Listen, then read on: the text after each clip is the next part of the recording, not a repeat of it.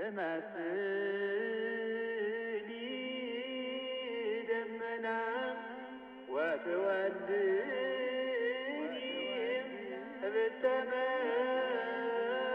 ብተመላ ወታገምሪ ጤና። በስመ አብ ወወልድ ወመንፈስ ቅዱስ አሐዱ አምላክ። እንደምን ዋላችሁ? ከዓለማት በፊት የነበረ ዓለምን በቸርነቱ የፈጠረ ትንኝንም ሳይዘራ የሚመግባት ለኩነተ ሥጋ መጥቶ ከውድቀታችን ያነሳን ሰማይና ምድርን እንደ መጋረጃ ጠቅልሎ እንደ ወርቅ አንከብሎ የሚኖር ዘመን የማይቆጠርለት ወደ ላይ የማይደርስበት ምጡቅ ወደ ታችን የማይገኝ ጥልቅ የማይጨብጡት ረቂቅ ለቀዳማዊነቱ ትናንት ለማዕከላዊነቱ ዛሬ ለዳህራዊነቱ ነገ የማንልለት የሰላማችን ራስ መድኃኒታችን ኢየሱስ ክርስቶስ ስለ ቸርነቱ ብዛት ክፋታችን በአደባባይ ሳይገልጥብን ከሰው መሃል ሰው አድርጎ ስላቆመን ስለ ምሕረቱ ብዛት ለዘላለም አእላፍ መላእክት ሌሊት ከቀን የምስጋና ወንዝ ቢያፈሱ ክብሯን ከማይዘልቁት እናቱ ከድንግል ማርያም ጋር የተመሰገነ ይሁን። በመካከላችን ተገኝቶ እንዲያስተምረን በጎውን ሕሊና እንዲሰጠን ቅዱስ ፈቃዱ ይሁንልን። እግዚአብሔር እንደፈቀደ መጠን ዘአሲ ተወካፊ በሚል ኃይለ ቃል እንማማራለን ማለት ነው። ዘአሲ እንበል እስኪ አንድ ጊዜ። ተወካፊ ሁለት ነው። ተወካፊ ብሎ ይደፋል። ዘአሲ ተወካፊ በሉ እስኪ። ነገር በሶስት ይጸናል። ትእዛዝ ካላበዛው አባቶች ስለሆናችሁ ዘአሲ ተወካፊ በሉ አንድ ጊዜ። እሺ፣ ስለ ቃሉ እግዚአብሔር ይመስገን። ትርጉሙ አማርኛው ብዙም አይተካው ሲብራራ ይገባናል እና ሰጥቶ የሚቀበል ማለት ነው። ሰጥቶ የሚቀበል ማለት የተጠጋ ነው። የተጠጋ አማርኛ ነው እንጂ ሙሉን አይገልጥም። ሰጥቶ የሚቀበል ማለት ነው። ሰጥቶ የሚቀበል ሲባል ያው እንደዚህ ሰጥቶ መቀበል መርህ የሚባል አለ በዚህ ባለሙና እንደዚህ ያለ አይደለም። የዚህ ዓለም ሰጥቶ መቀበል አይጣላይ ድረስ ነው። ምክንያቱም ለስላሳ ገዝቶ ቢራ ነው የሚቀበል። ይሄ እንዲህ ያለ ሰጥቶ መቀበል አይደለም። ወይም ደግሞ አንድ ቀን እንጀራ ብልቶ 30 ቀን አብሉኝ የሚል ይሄ ሰጥቶ መቀበል አይደለም።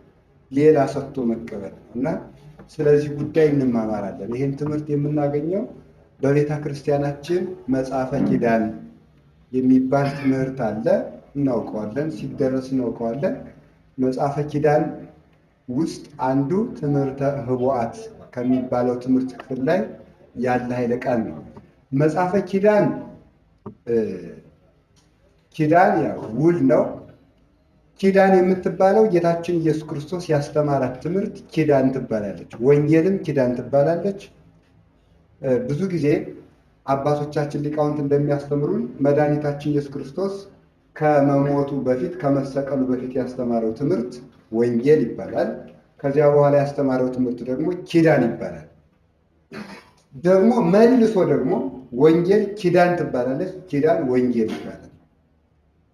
ወንጌል ያው ክርስቶስ በዚህ ሳለ ያስተማራት ናት። ወንጌል ማለት ብስራት ማለት ነው። ብስራቱ ደግሞ የኃጢአት ማሰሪያ መቆረጥን፣ የዘላለም ባርነት መጥፋቱን፣ ዕውራን እንደበራላቸው ጌታችን ኢየሱስ ክርስቶስ በቁም ያደረጋቸው ታምራት በሙሉ ውሳጣዊ መልእክት አላቸው። አሁን ዕውር አበራ ሲባል የነፍስ ዕውር በራ ማለት ነው። ደንቆሮ ሰማ ማለት ነፍሳችን እግዚአብሔር መስማት የምትችልበትን አቅም አገኘ። ሽባነት ተፈታ ሲባል የነፍስ ሽባነት ቀረ ማለት ነው። እያንዳንዷ ድውያን በሙሉ መልእክት አላቸው። ይሄን ስለምትናገር የሰው ልጅ ደግሞ የሃይማኖት አቅምና ጉልበት እንደተሰጠው ሁሉን ማድረግ የሚችልበት አቅም እንዳለው እግዚአብሔርን ወደሚመስልበት ክብሩ እንደተመለሰ ስለምትናገር ልጅነት እንዳገኘን የዘላለም ሕይወት እንደወረስን የእግዚአብሔር ልጆች እንደሆን ስንናፍቀው ወይም ደግሞ ስንፈልገው የነበርነውን ሕይወት እንዳገኘን ስለምትናገር ወንጌል ትባላለች። ይሄኛው ኪዳን ደግሞ ምንድን ነው? የአባቶቻችን ኪዳን መፈጸሙን ስለምትናገር በወንጌል የተባለውን በወንጌል የነገራቸውን ሁሉ አይዟችሁ፣ ድሀ አደግ አላደርጋችሁም፣ እኔ ከእናንተ ጋር እሆናለሁ ያለውን ሁሉ ፈጽሞ ያሳያቸው፣ ለወደፊትም የምትሆነውን ምን አይነት ዋጋ እንደሚያገኙ ያስተማረባት ስለሆነች ኪዳን ይባላል። ወንጌል ኪዳን ሲባል ደግሞ ኪዳን ውል ነው። ጌታችን እንዲህ ብሎ ቃል ኪዳን ገብቶላቸዋል።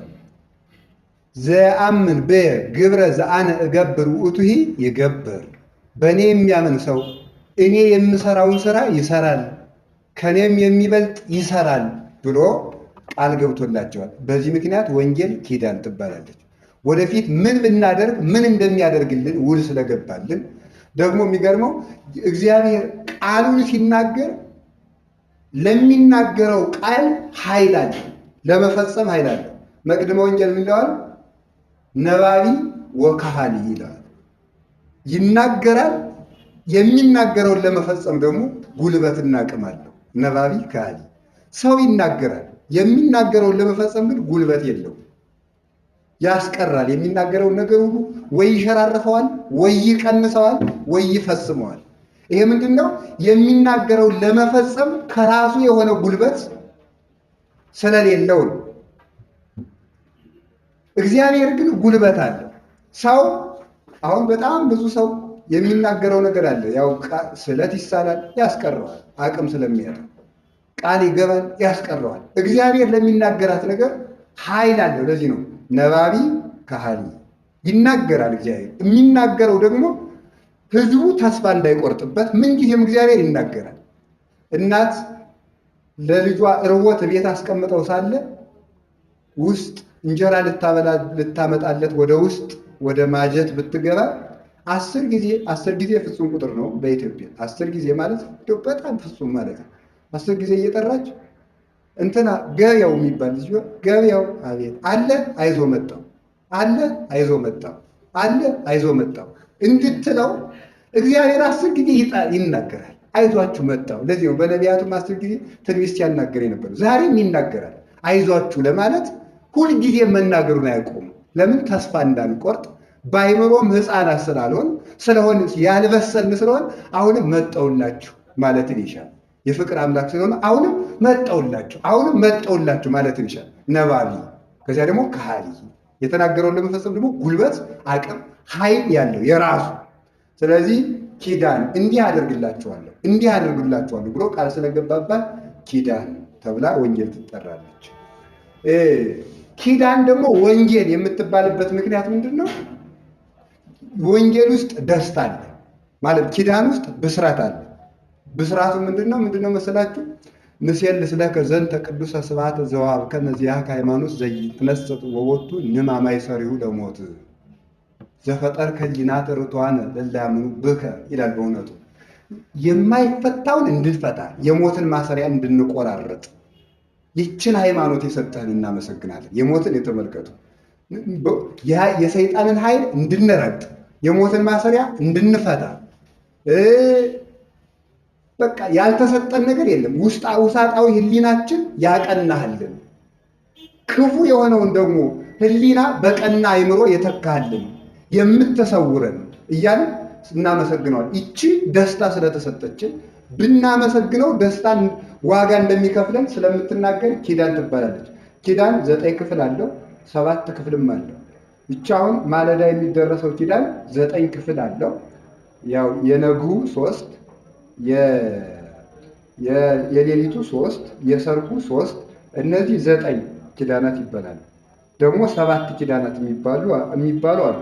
9 ደግሞ ለብቻ የሚቆጠሩም አለ። ለምሳሌ ኪዳን ራሱ 1፣ ትምህርተ ዋት 2፣ ቅዳሴ ጊዜ 3፣ በሰማይ 4፣ ኦስልስ ቅዱስ 4፣ 5፣ መጽሐፈ ፍልስጤ የሚባል አለ 6፣ መኃልየ ዘሰሎሞን የሚባል አለ 7። መኃልየ ዘሰሎሞን ከመጽሐፈ ኪዳን ለምን ገብቶ ይቆጠራል ነው?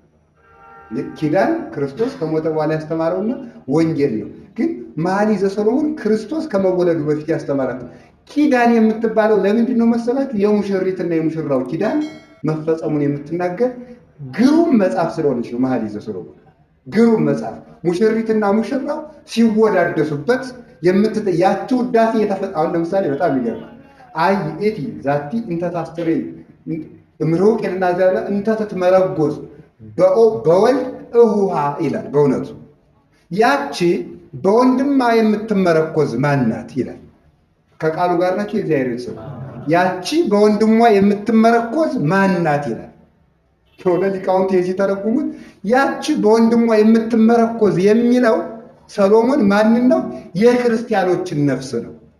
በወንድሟ የምትመረኮዝ ወንድሟ ማን ነው? ኢየሱስ ክርስቶስ በስጋ ስለተዛመደ ክርስቶስን ምርጥ ውበቷ በጣም ድንቅ ሆኖ የክርስቲያን ነፍስ ውበቷ በጣም ልዩ ስለሆነ ቦግ ቦግ ጽዱት ወብሪት ይለዋል። እንደ ጎህ እየተንቦገቦገች እያበራች እያብረቀረቀች እያጸደለደለች መሬትን በብርሃኗ ከድና የምትታየኝ ያቺ በወንድሟ የምትመረኮዝ ማናት?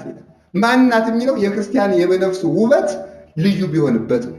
የምትመረኮዝ የሚለው ደግሞ አንተ ውእቱ ምርጉዘ ጻድቃን ተስፋሆሙ ለስዱዳን ይለዋል። አንተ የስደተኞች ተስፋቸው ነህ። ተስፋሆሙ ለስዱዳን ምርጉዞሙ ለጻድቃን፣ የጻድቃን ምርኩዛቸው። ወጣቶች ዝሙት እንዳያሸንፋቸው እሱን ምርኩዝ ያደርጋሉ። ዛይቲ ፍቅር ኢታሴስልም እግዚአብሔር፣ ከእግዚአብሔር የማትነጥል ፍቅር ምንድን ናት ብለህ ብትጠይቀኝ የክርስቶስ መከራው ናት ይላል። የክርስቶስን መከራ ባሰብክ ጊዜ ዝሙቱ ይጠፋልሃል፣ ኃጢአቱ ይቀዘቅዝልሃል፣ ማይበሉ ይጠፋልሃል። አየት ይዛል በወንድሟ የምትመረኮዝ ያች ማናት? የኃጢአት ማይበል ባሸነፋት ጊዜ ክርስቶስን ምርኩዝ የምታደርገው፣ ክደት ሊያነቃንቃት በመጣ ጊዜ ክርስቶስን ምርኩዝ የምታደርገው ደግሞ የማያንቀለቅል የማይናወጥ ምርኩዝ፣ የዘላለም ምርኩዝ እና ይቺ ወንድም ትባላለች። ክርስቶስ ወንድማችን ነው። ምንድነው ሊቁ አባ ጊዮርጊስ እንዲላል ወአስተሃዎሙ ነፍሳቲሆሙ ለክርስቲያን ምስለ ክርስቶስ በይንተ ተሰገወቱ እምቅድስት ድንግል ይላል። ከቅድስት ድንግል ማርያም ሰው በመሆኑ ምክንያት ሰሎሞን የክርስቲያኖችን ነፍስ ከክርስቶስ ጋር ወንድማማች አድርጎ ተናገራቸው፣ ወንድም አደረጋቸው ይላል እና ይቺ ቃል ኪዳን ክርስቶስ ወንድማችን እንደሆነ በሰሎሞን ተነግሮ ግን አሁን ወንድሞቼ ናችሁ፣ ወዳጆቼ ናችሁ፣ ባሮች አይደላችሁ ብሎ ቃል ስለገባልን ከእሱ ጋር እንድንቀመጥ ስለፈቀደልን ኪዳን ትባላለች። በዚህችን ውል እንድንኖር እግዚአብሔር ይርዳን። ሌላው እንግዲህ ኪዳን ይሄ የምናደርሰው ኪዳን ወንጌልም ጨምሮ በጥቅሉ ሲጠቀለል ኪዳን የሚባልበት ምክንያት ብንጠብቀው ሊጠብቀን ቃል ስለገባልን፣ ብንጠብቀው ሊጠብቀን፣ ባንጠብቀው ላይጠብቀን። ጌታችን ያው ታስታውሳላችሁ፣ ከአሁን በፊት ተናግሬው ከሆነ መድገም እንዳይሆን እንጂ በአሮዬ ረዋት አዲስ ወይን አይጠመቅም ተብሏል። ምክንያቱም ረዋቱ ወይም ደግሞ ማሰሮ አሮዬ ከሆነ ወይኑ ግን አዲስ ከሆነ ረዋቱ ይቀደድና ወይኑን ያፈሰዋል። በአዲስ ወይን በአዲስ ረዋት አዲስ ወይን ከተቀመጠ ግን ሁሉም ወይታቀው ክሊሆም በባይናት ይሆም ሁለቱ እርስ በርሳቸው ይጠባበቃሉ። ማለት ነው። በኃጢአት ባረጀ ሰውነት ላይ ትምህርት ቢያስተምሩት አይቀበለውም። ንጹህ በሆነ ከኃጢአት ንጹህ በሆነ ሰውነት ላይ ግን ሕግ ቢነግሩበት ይጠብቀዋል፣ አያፈሰውም። ለዚህ እኮ ነው ዛሬ ሕግ ሁሉ ሰው የሚፈስበት መጹት ይባላል። በዚህኛው ጆሮ በዚህኛው ያፈሰዋል። ለምን? በኃጢአት ስለተወጫጨቀ ሰውነቱ። አትዘሙት ሲባልም ያፈሰዋል። ሰምቶ ማቆየት አይችልም። ለምን? አሮዬ ረዋት ስለሆነ ነው ሰውነቱ። ያ ንጹህ ሲሆን ስለምንጠባበቅ መጽሐፈ ኪዳን ይባላል። እንግዲህ ከመጽሐፈ ኪዳን አንዷ ትምህርተ ሕቡዓት ትባላለች። ትምህርተ ሕቡዓት ውስጥ አንዷን ርዕስ ብቻ ከፍለን በተወሰነች በ15 ደቂቃ ብቻ እናያታለን። ዘአሲ ተወካፊ የሚሰጥ ከሰጠው ላይ ደግሞ የሚቀበል የሚለው እነዚህ ትምህርተ ሕቡዓት የሚባሉት ትምህርተ ሕቡዓት የተባለበት ምክንያት ከ9 ኪዳናት ወይም ከ7 ኪዳናት አንዱ ትምህርተ ሕቡዓት የተባለበት ምክንያት ምንድን ነው መሰላችሁ? አንደኛ እነዚህን ነገሮች ስንማር እኛ ራሳችን ህቡ ስለምንሆን ነው። እኛ ራሳችን ህቡ ማለት ነው። የእግዚአብሔር ቤተሰቦች ህቡ ምንድን ነው? ድብቅ ሽሽግ ነው። ስለዚህ እኛ እነዚህን ነገሮች ስንፈጽም ህቡ ስለምንሆን ህቡዓት ይላቸዋል። ህቡ ክርስቲያን ምንድን ነው? ህቡ የሚሆነው ክብሩ አይመረመርም። አንደኛ ሰይጣንን ይሰወረዋል፣ ሰይጣንን ራሱ ይጠፋዋል። እንዲሁ ክርስቲያን በሃይማኖት ሲያሸበርቅ የሃይማኖቱ ብርሃን የሰይጣንን አይን ይዘጋውና ዛሬ ሰይጣን ያለበት ይጠፋዋል። ክርስቲያን ከሰይጣን ይደበቃል፣ ይሰወራል። አሁን የቅዱሳንን ክብር ማወቅ አይችልም፣ ምን እንደሆኑ ማለት ነው። ለዚህ እኮ ነው የሚሸነግሉት። እያወቁ አላዋቂ ይመስሉታል፣ ኋላ ሄዶ ያርፈባቸዋል። ያቃጥሉታል። ያ የተደበቀው ቅድስናቸው ማለት ነው። እና ከሰይጣን ይሰወራል፣ ከሞት ይሰወራል። እኛ ራሳችን ወደማይመረመር ክብር የምንደርስባቸው ትምህርቶች ስለሆኑ ህቡዓት ይባላሉ።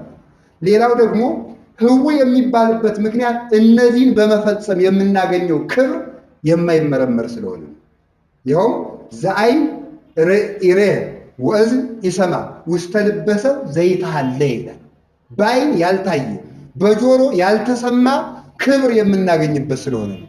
በአይን ያልታየ በጆሮ ያልተሰማ የሚባልበት ምክንያት መንግስተ ሰማያት አለች ተብሎ እኮ ሰምተን እናውቃለን። መንግስተ ሰማያት እንዲህ አለች ናት፣ ብሪት ናት ተብሎ ሰምተን እናውቃለን። የሆነ ሆኖ ግን ለጆሮ በሚመጥን ተነገረ እንጂ መንግስተ ሰማያት እንዴት ያለች እንደሆነ አናውቅም። የክብሯን ብዛት ለምንድን ነው የማናውቀው? ይሄ ስጋ የመንግስተ ሰማያትን ክብር ሰምቶ መቻል አይችልም። ጠባብ ነው፣ ሊሸከመው አይችልም። ስለዚህ ያን ክብር የሚያገኘው እነዚህን በትምህርተ ህቡዓት ውስጥ የተቀመጡትን ነገሮች ሲፈጽም ስለሆነ ትምህርተ ህቡዓት የማይገለጥ ክብር፣ ማንም የማያውቀው ክብር። እንደው ዮሐንስ አፈወርቅ እንዲህ ይላል፣ መንግስተ ሰማያት እንዴት ያለች ናት ብለህ ብትጠይቀኝ ይላል ምኑን ነግሬ እዘልቀዋለሁ ይላል።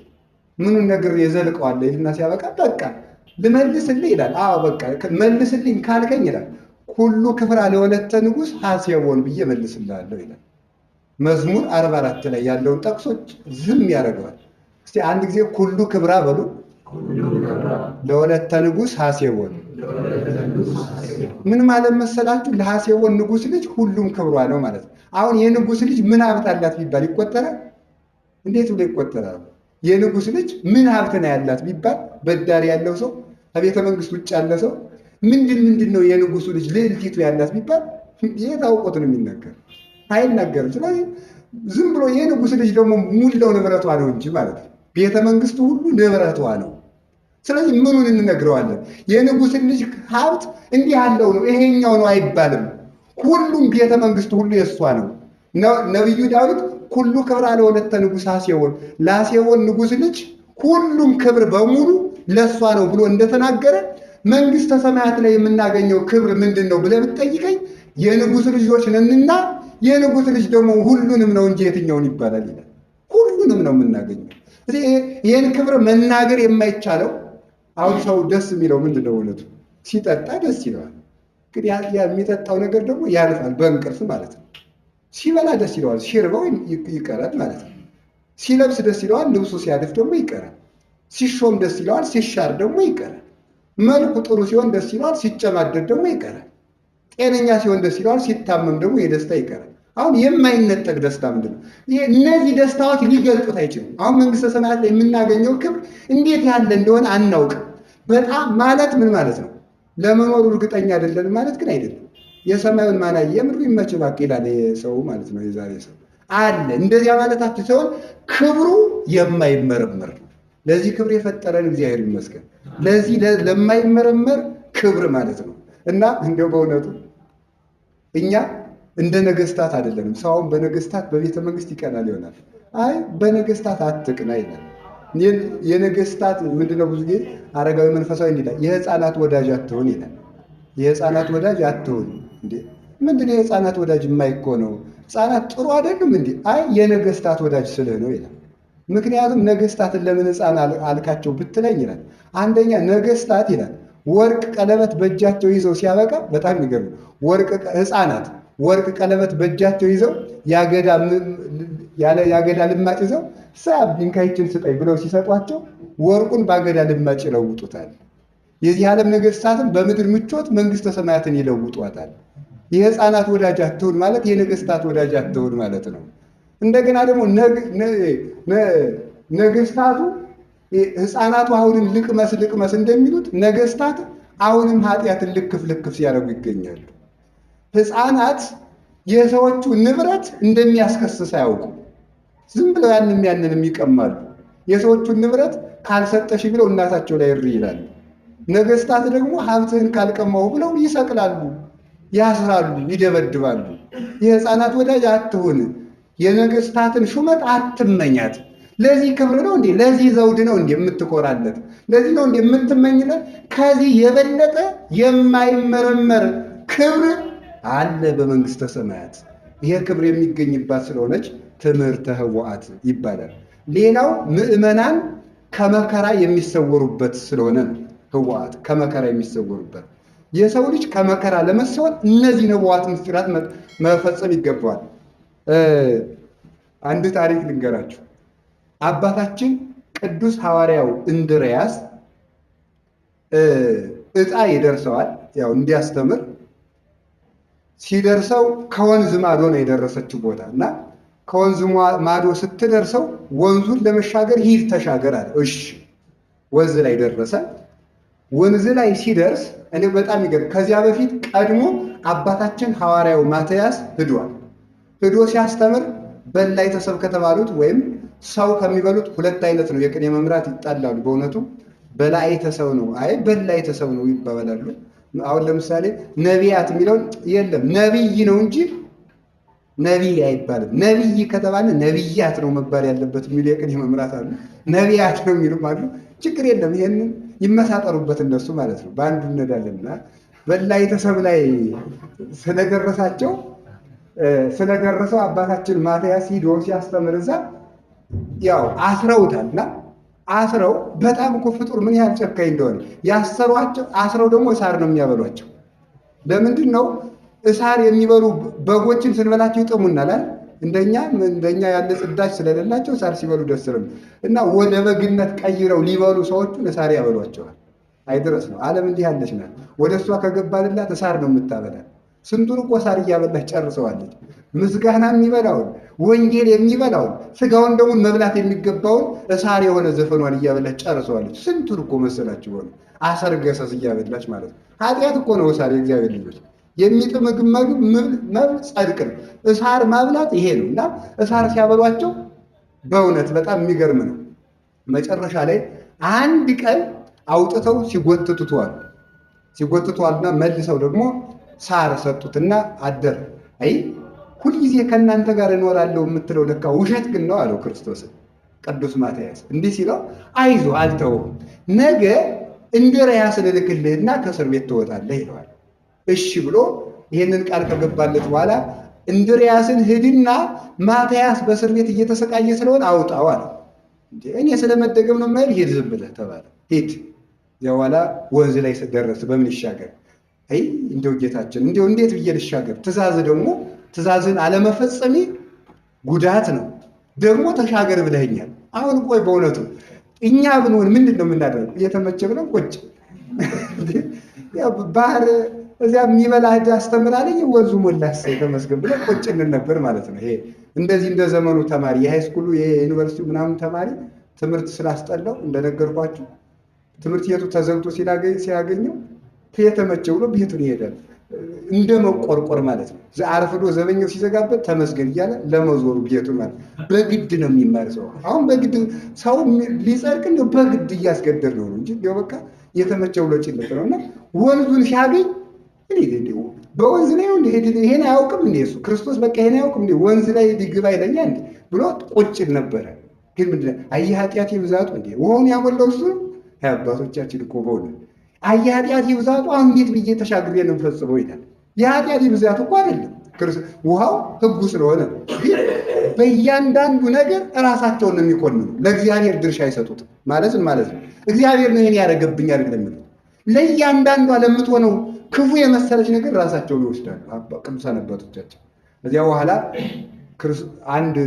አንድ ሊቀ ሐመር የመርከብ ሹፌር ነው ምንድን ነው የሚባለው በሸርነቱ ያመጣና ፊቱ ላይ ይቆማል እና አገባለሁ እና አስገባው። ከመርከቡ ካስገባው በኋላ ሂሳብ እዛሃል አለ።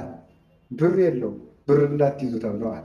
ብር እንዳትይዙ ጫማም እንዳታደርጉ ከደረሳችሁበት ሰላመ ክርስቶስ ይግባበት ብላችሁ ብሉ፣ ወርቃችሁ ገንዘባችሁን የኔ ብሏቸዋል። ስለዚህ ብር የለውም። ብር አለ የለኝም። እንግዲህ እንዴት ነው? አይ ክርስቶስ ይከፍልሃል አለ።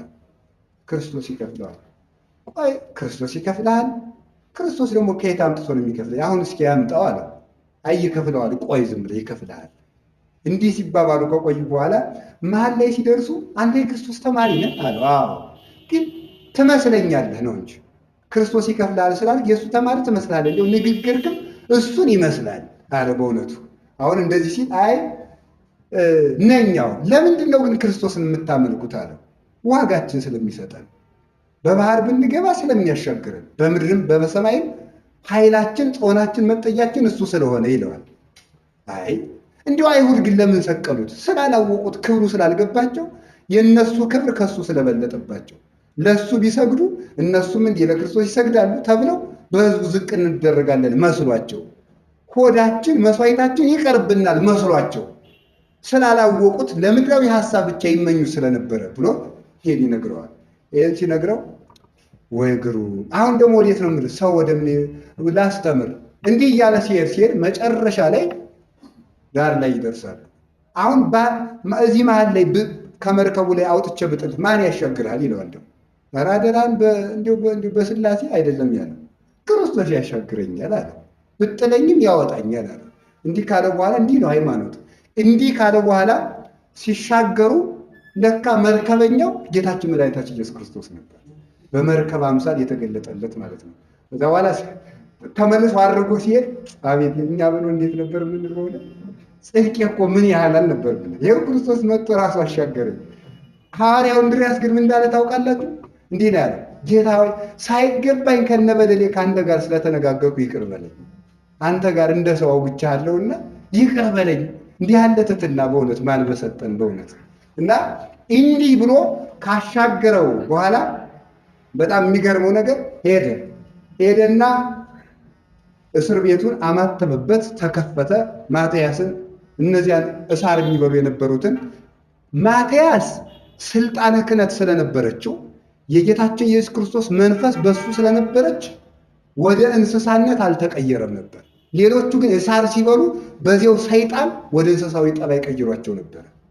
አሁን እነዚያን አይምሯቸውን ባርኮ ወደ ምን መለሳቸው? ወደ ሰውነት ጠባይ መለሳቸው። ሐዋርያው እንድርያስ እንዲህ ከመለሳቸው በኋላ እነሱን ሂዶ ብሎ ሲሰደድ በጣም የሚገርም ነው። ተሰወረ እሱ። ከዛ በኋላ ሊበሉ ሲመጡ ባዶ ቤት ነው። ሰዎቹን ሊበሏቸው ማለት ነው። ሊበሉ ሲመጡ ባዶ ቤት ሲሆን እሱ እዚያ ግን ተሰውሯል። እንዲህ ማን ነው እንዲህ የሚያደርግ? ኧረ ተው እንድርያስ የሚባል እኮ ነው እንደዚህ የሚያደርጋችሁ ይላል። ሰይጣን እኮ ነው በአካለ ሰው ሽማግሌ ባላገር መስሎ ገበሬ መስሎ ተገልጦ እኔ እኮ እንደዚህ ያደርገውን ሰው እያይቸዋለሁ ብሏል። ሰው መስሎ ታዲያ ማን ይባላል? እንድርያስ አንተ በጌታችን በመድኃኒታችን በኢየሱስ ክርስቶስ ተገሰጽ፣ ደሙ ባህር ሆኖ ያስጥምህ፣ ስጋው እሳት ሆኖ ይብላ፣ የእሱን ደቀ መዛሙርት ታሰቃየናል እያለ ይገስጸዋል። ለሰይጣኑ ይታየዋል፣ ለእነሱ አይታያቸው። ይኸው እኔን እየሰደበ ይኸው ይላቸዋል። ድንጋይ ይዘው ሲሄዱ ግን ለእነሱ አይታያቸው። ይሄ ነው መሰወር ማለት። ከመከራ ከምድራዊ መከራም ዘይሴውር ኅሩያኒሁ በደመና ያለ ኤጲፋኒዎስ ስለዚህ ነው ቅዱሳኑን በደመና የሚሸፍናቸው። እንዲህ ሰውሮ አባታችን እንድርያስን ከዚያ ድንጋይ ካዳነ በኋላ መጨረሻ ላይ አይ ጌታዬ ግለጠኛል፣ ግለጠኝ፣ ይሄን የገለጥክበትን እኔን የጋረድክበትን መጋረጃ አንሳውና ልደብደብ፣ ካልተደበደቡ ክብር ይቀርብኛል አለ። እዚያ በኋላ ተገለጠ። ሲደበድቡት ዋለ፣ ሲጎትቱት ዋለ። ከዛ በኋላ መጨረሻ ላይ ጥርሱ ለብቻ ሁሉ ለብቻ ሆነ። መጨረሻ ላይ ምንድን ነው ያለው? ጌታ ኢየሱስ ክርስቶስ የእናንተስ የራስ ጠጉራችሁም የተቆጠረ ነው ብለህን ነበር። ይኸው እንኳን የራስ ጠጉሬ ጥርሶቼ እየወላለቁ በየድንጋዩ ስር ገቡ ብሎ ይነግረዋል። መጨረሻ ላይ አይዞ ታገሰኝ የኔን ክብር የምታይበት ጊዜ አለ ብሎ ማታ ላይ ሲጨልም ሰልችተው መጎተት ሰልችቷቸው እጁ ለብቻ ተቦጭቆ እግሩ ለብቻ ተበጭቆ እንደዚህ ለየብቻ ሆኖ ሰልችቷቸው ማሰቃየት ሰልችቷቸው ሲሄዱ ጌታችን ኢየሱስ ክርስቶስ ከድንግል ማርያም ጋር ከቅዱሳን ሰራዊቱ ጋር መጥቶ ዳሶ የተበጣጠሱ ልጆች ገጣጥሞ እንደገና ንጹህ አድርጎ አስነስሶ ብሩህ አድርጎ መልሶ ከነሱ ሰውሮ በእነሱ ላይ የመዓት ውሃ እንዲፈስ አድርጎ እነሱ መልሰው መጥተው ለአባታችን ለእንድርያስ እንዲሰግዱና ሁሉም ሰው ይበሉ የነበሩት ወደ ክርስቲያንነት እንዲመለሱ አደረጋቸው ይላል። እኛንም እንስሳዊ ጠባያችን እግዚአብሔር ይለውጥልን እና እንዲህ ከመከራ ይሰውራል። አንደኛ በክብር ይሰውራል፣ ሁለተኛ ደግሞ ከምድር መከራ ይሰውራል። አሁን ብዙ ሰው እኮ በጣም አይደረሰው ሀብት አለው ንብረት አለው፣ ግን ሀብቱን አይበላው። ያው እንደምታውቁት በቃ ካሁን ቀደም ነግሬያቸዋለሁ። ምን የመሰለው ባለ ሀብት ያው ደም ብዛት ዞት ወይ ምናምን ግፊት በሉት የሚወደውን ጤፍ እንጀራ ትቶ ግብጦ ብላ ይባላል። ግብጦ ደም እንዲቀንስልህ ግብጦ ይበላል። እንጀራው ቢቁለጨለጭ አይነካትም። ለምን? ለምን ክርስቶስ የሌለባት ህይወት ሁሉ እንዲህ ነው የምትሆነው። ትርፍ አይሆንም እያንዳንዱ ሰው። እግዚአብሔር በእውነት የሚገርም እግዚአብሔር ሰው በህይወት ውስጥ ክርስቶስ እንዲገባ ካልፈቀደለት ምንድነው የሚያደርገው መሰላችሁ? ወይ የእህሉን ኃይል ያጠፋበታል፣ ወይ እህሉን እንዳይበላው ሀብቱን እንዳይበላው ይዘጋዋል። ዳዊት ይህን ተናግሯል። የኔ ፈጠራ ወአጥፋ ኩሎ ኃይለ እክል ይላል። በጣም የሚገርም ነው። የእህሉን ኃይል አጠፋባቸው ይላል። የእህሉን ኃይል አጠፋባቸው ምን ማለት ነው? የሚበሉት እንጀራ እንዲመራቸው ማድረግ ማለት ነው።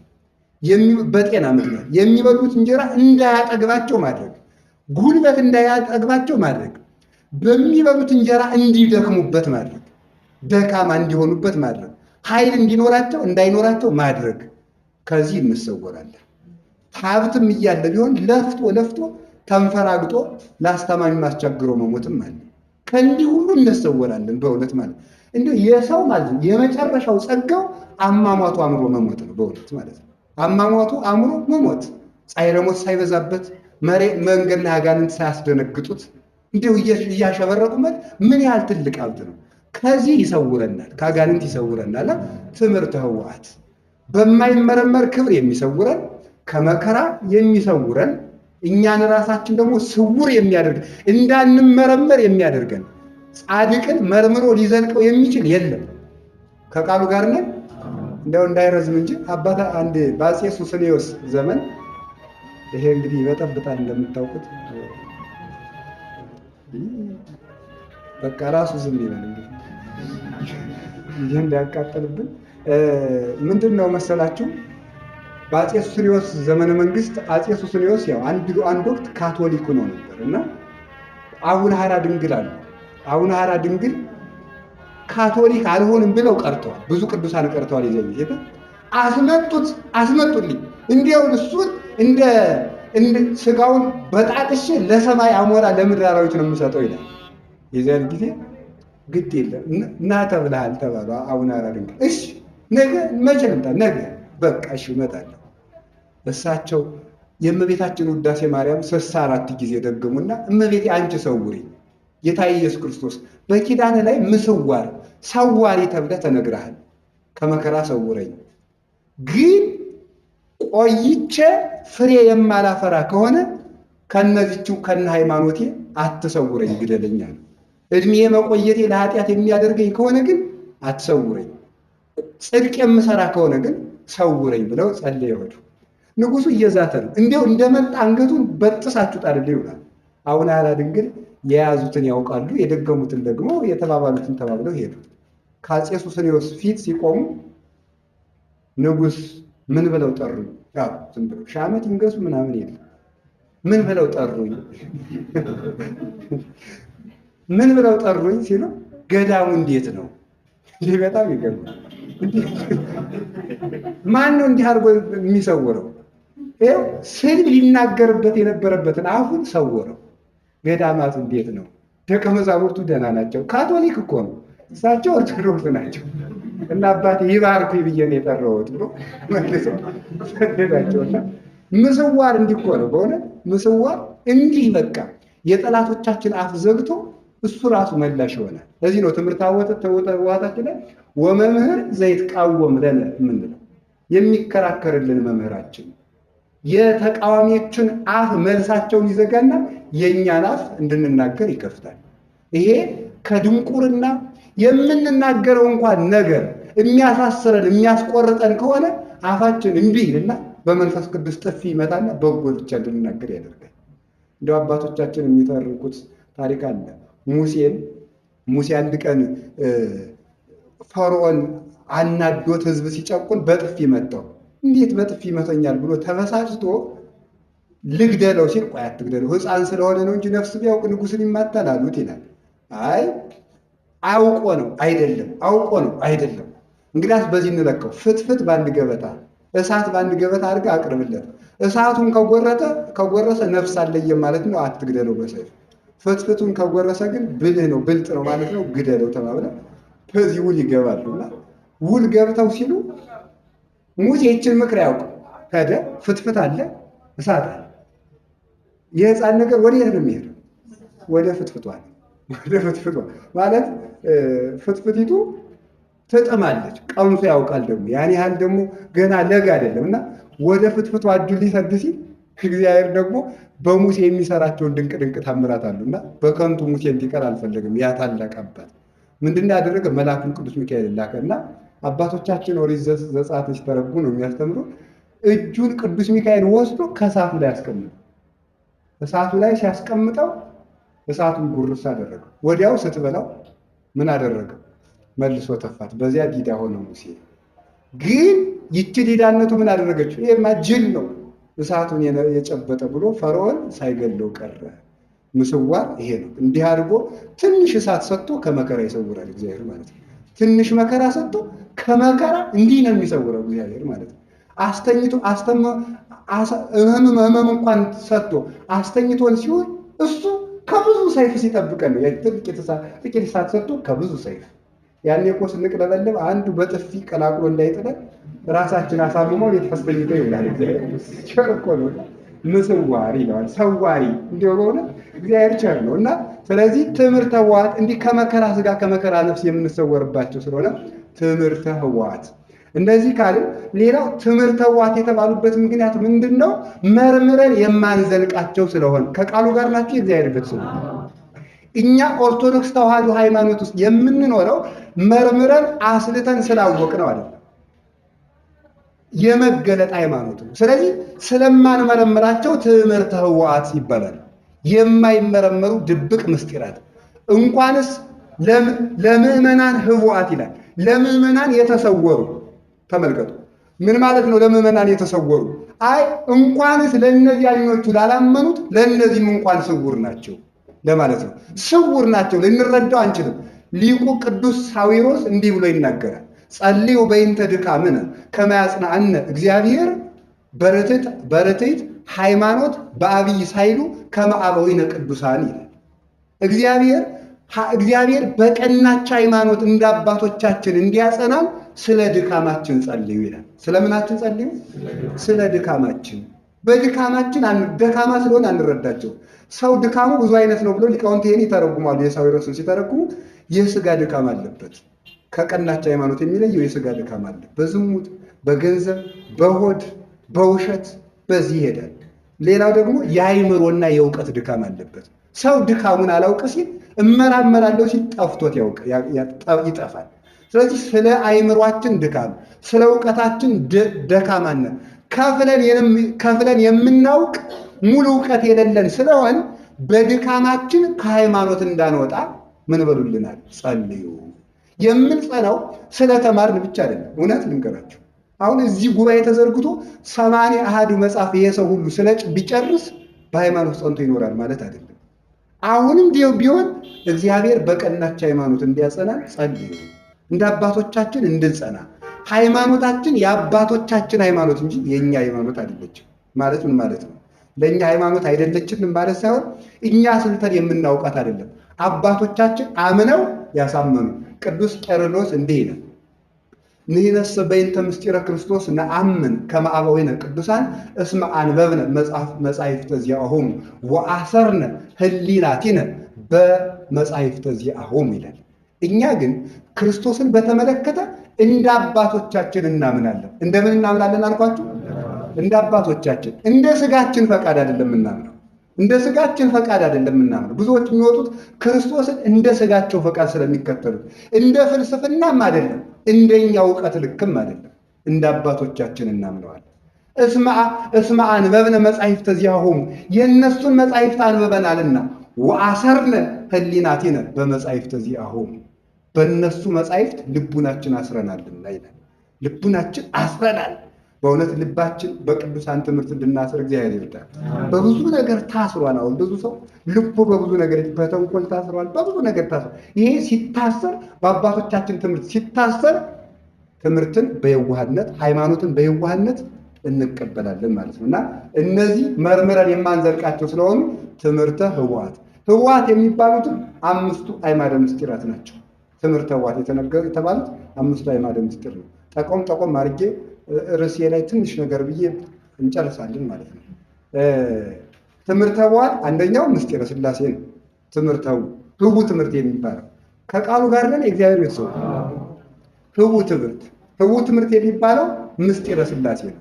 ምስጢረ ሥላሴ ህቡዕ ትምህርት የሚባልበት ወይም ድብቅ ትምህርት የሚባልበት ምክንያት ምንድን ነው ቢባል ሥላሴ ስንት ናቸው?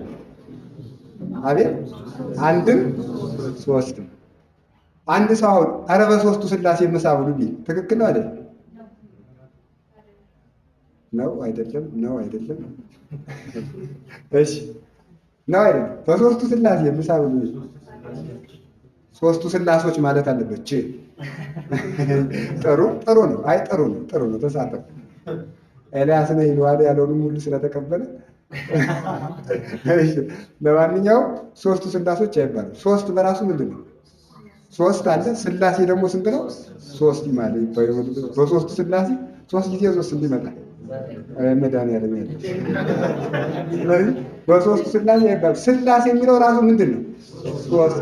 ቅድስት ሥላሴ የተቀደሰች ልዩ የሆነች ሦስትነት አብ ወልድ መንፈስ ቅዱስ ሦስት ስም ከዚያ ግን አንድ እግዚአብሔር እንዴት ሊሆን ይችላል?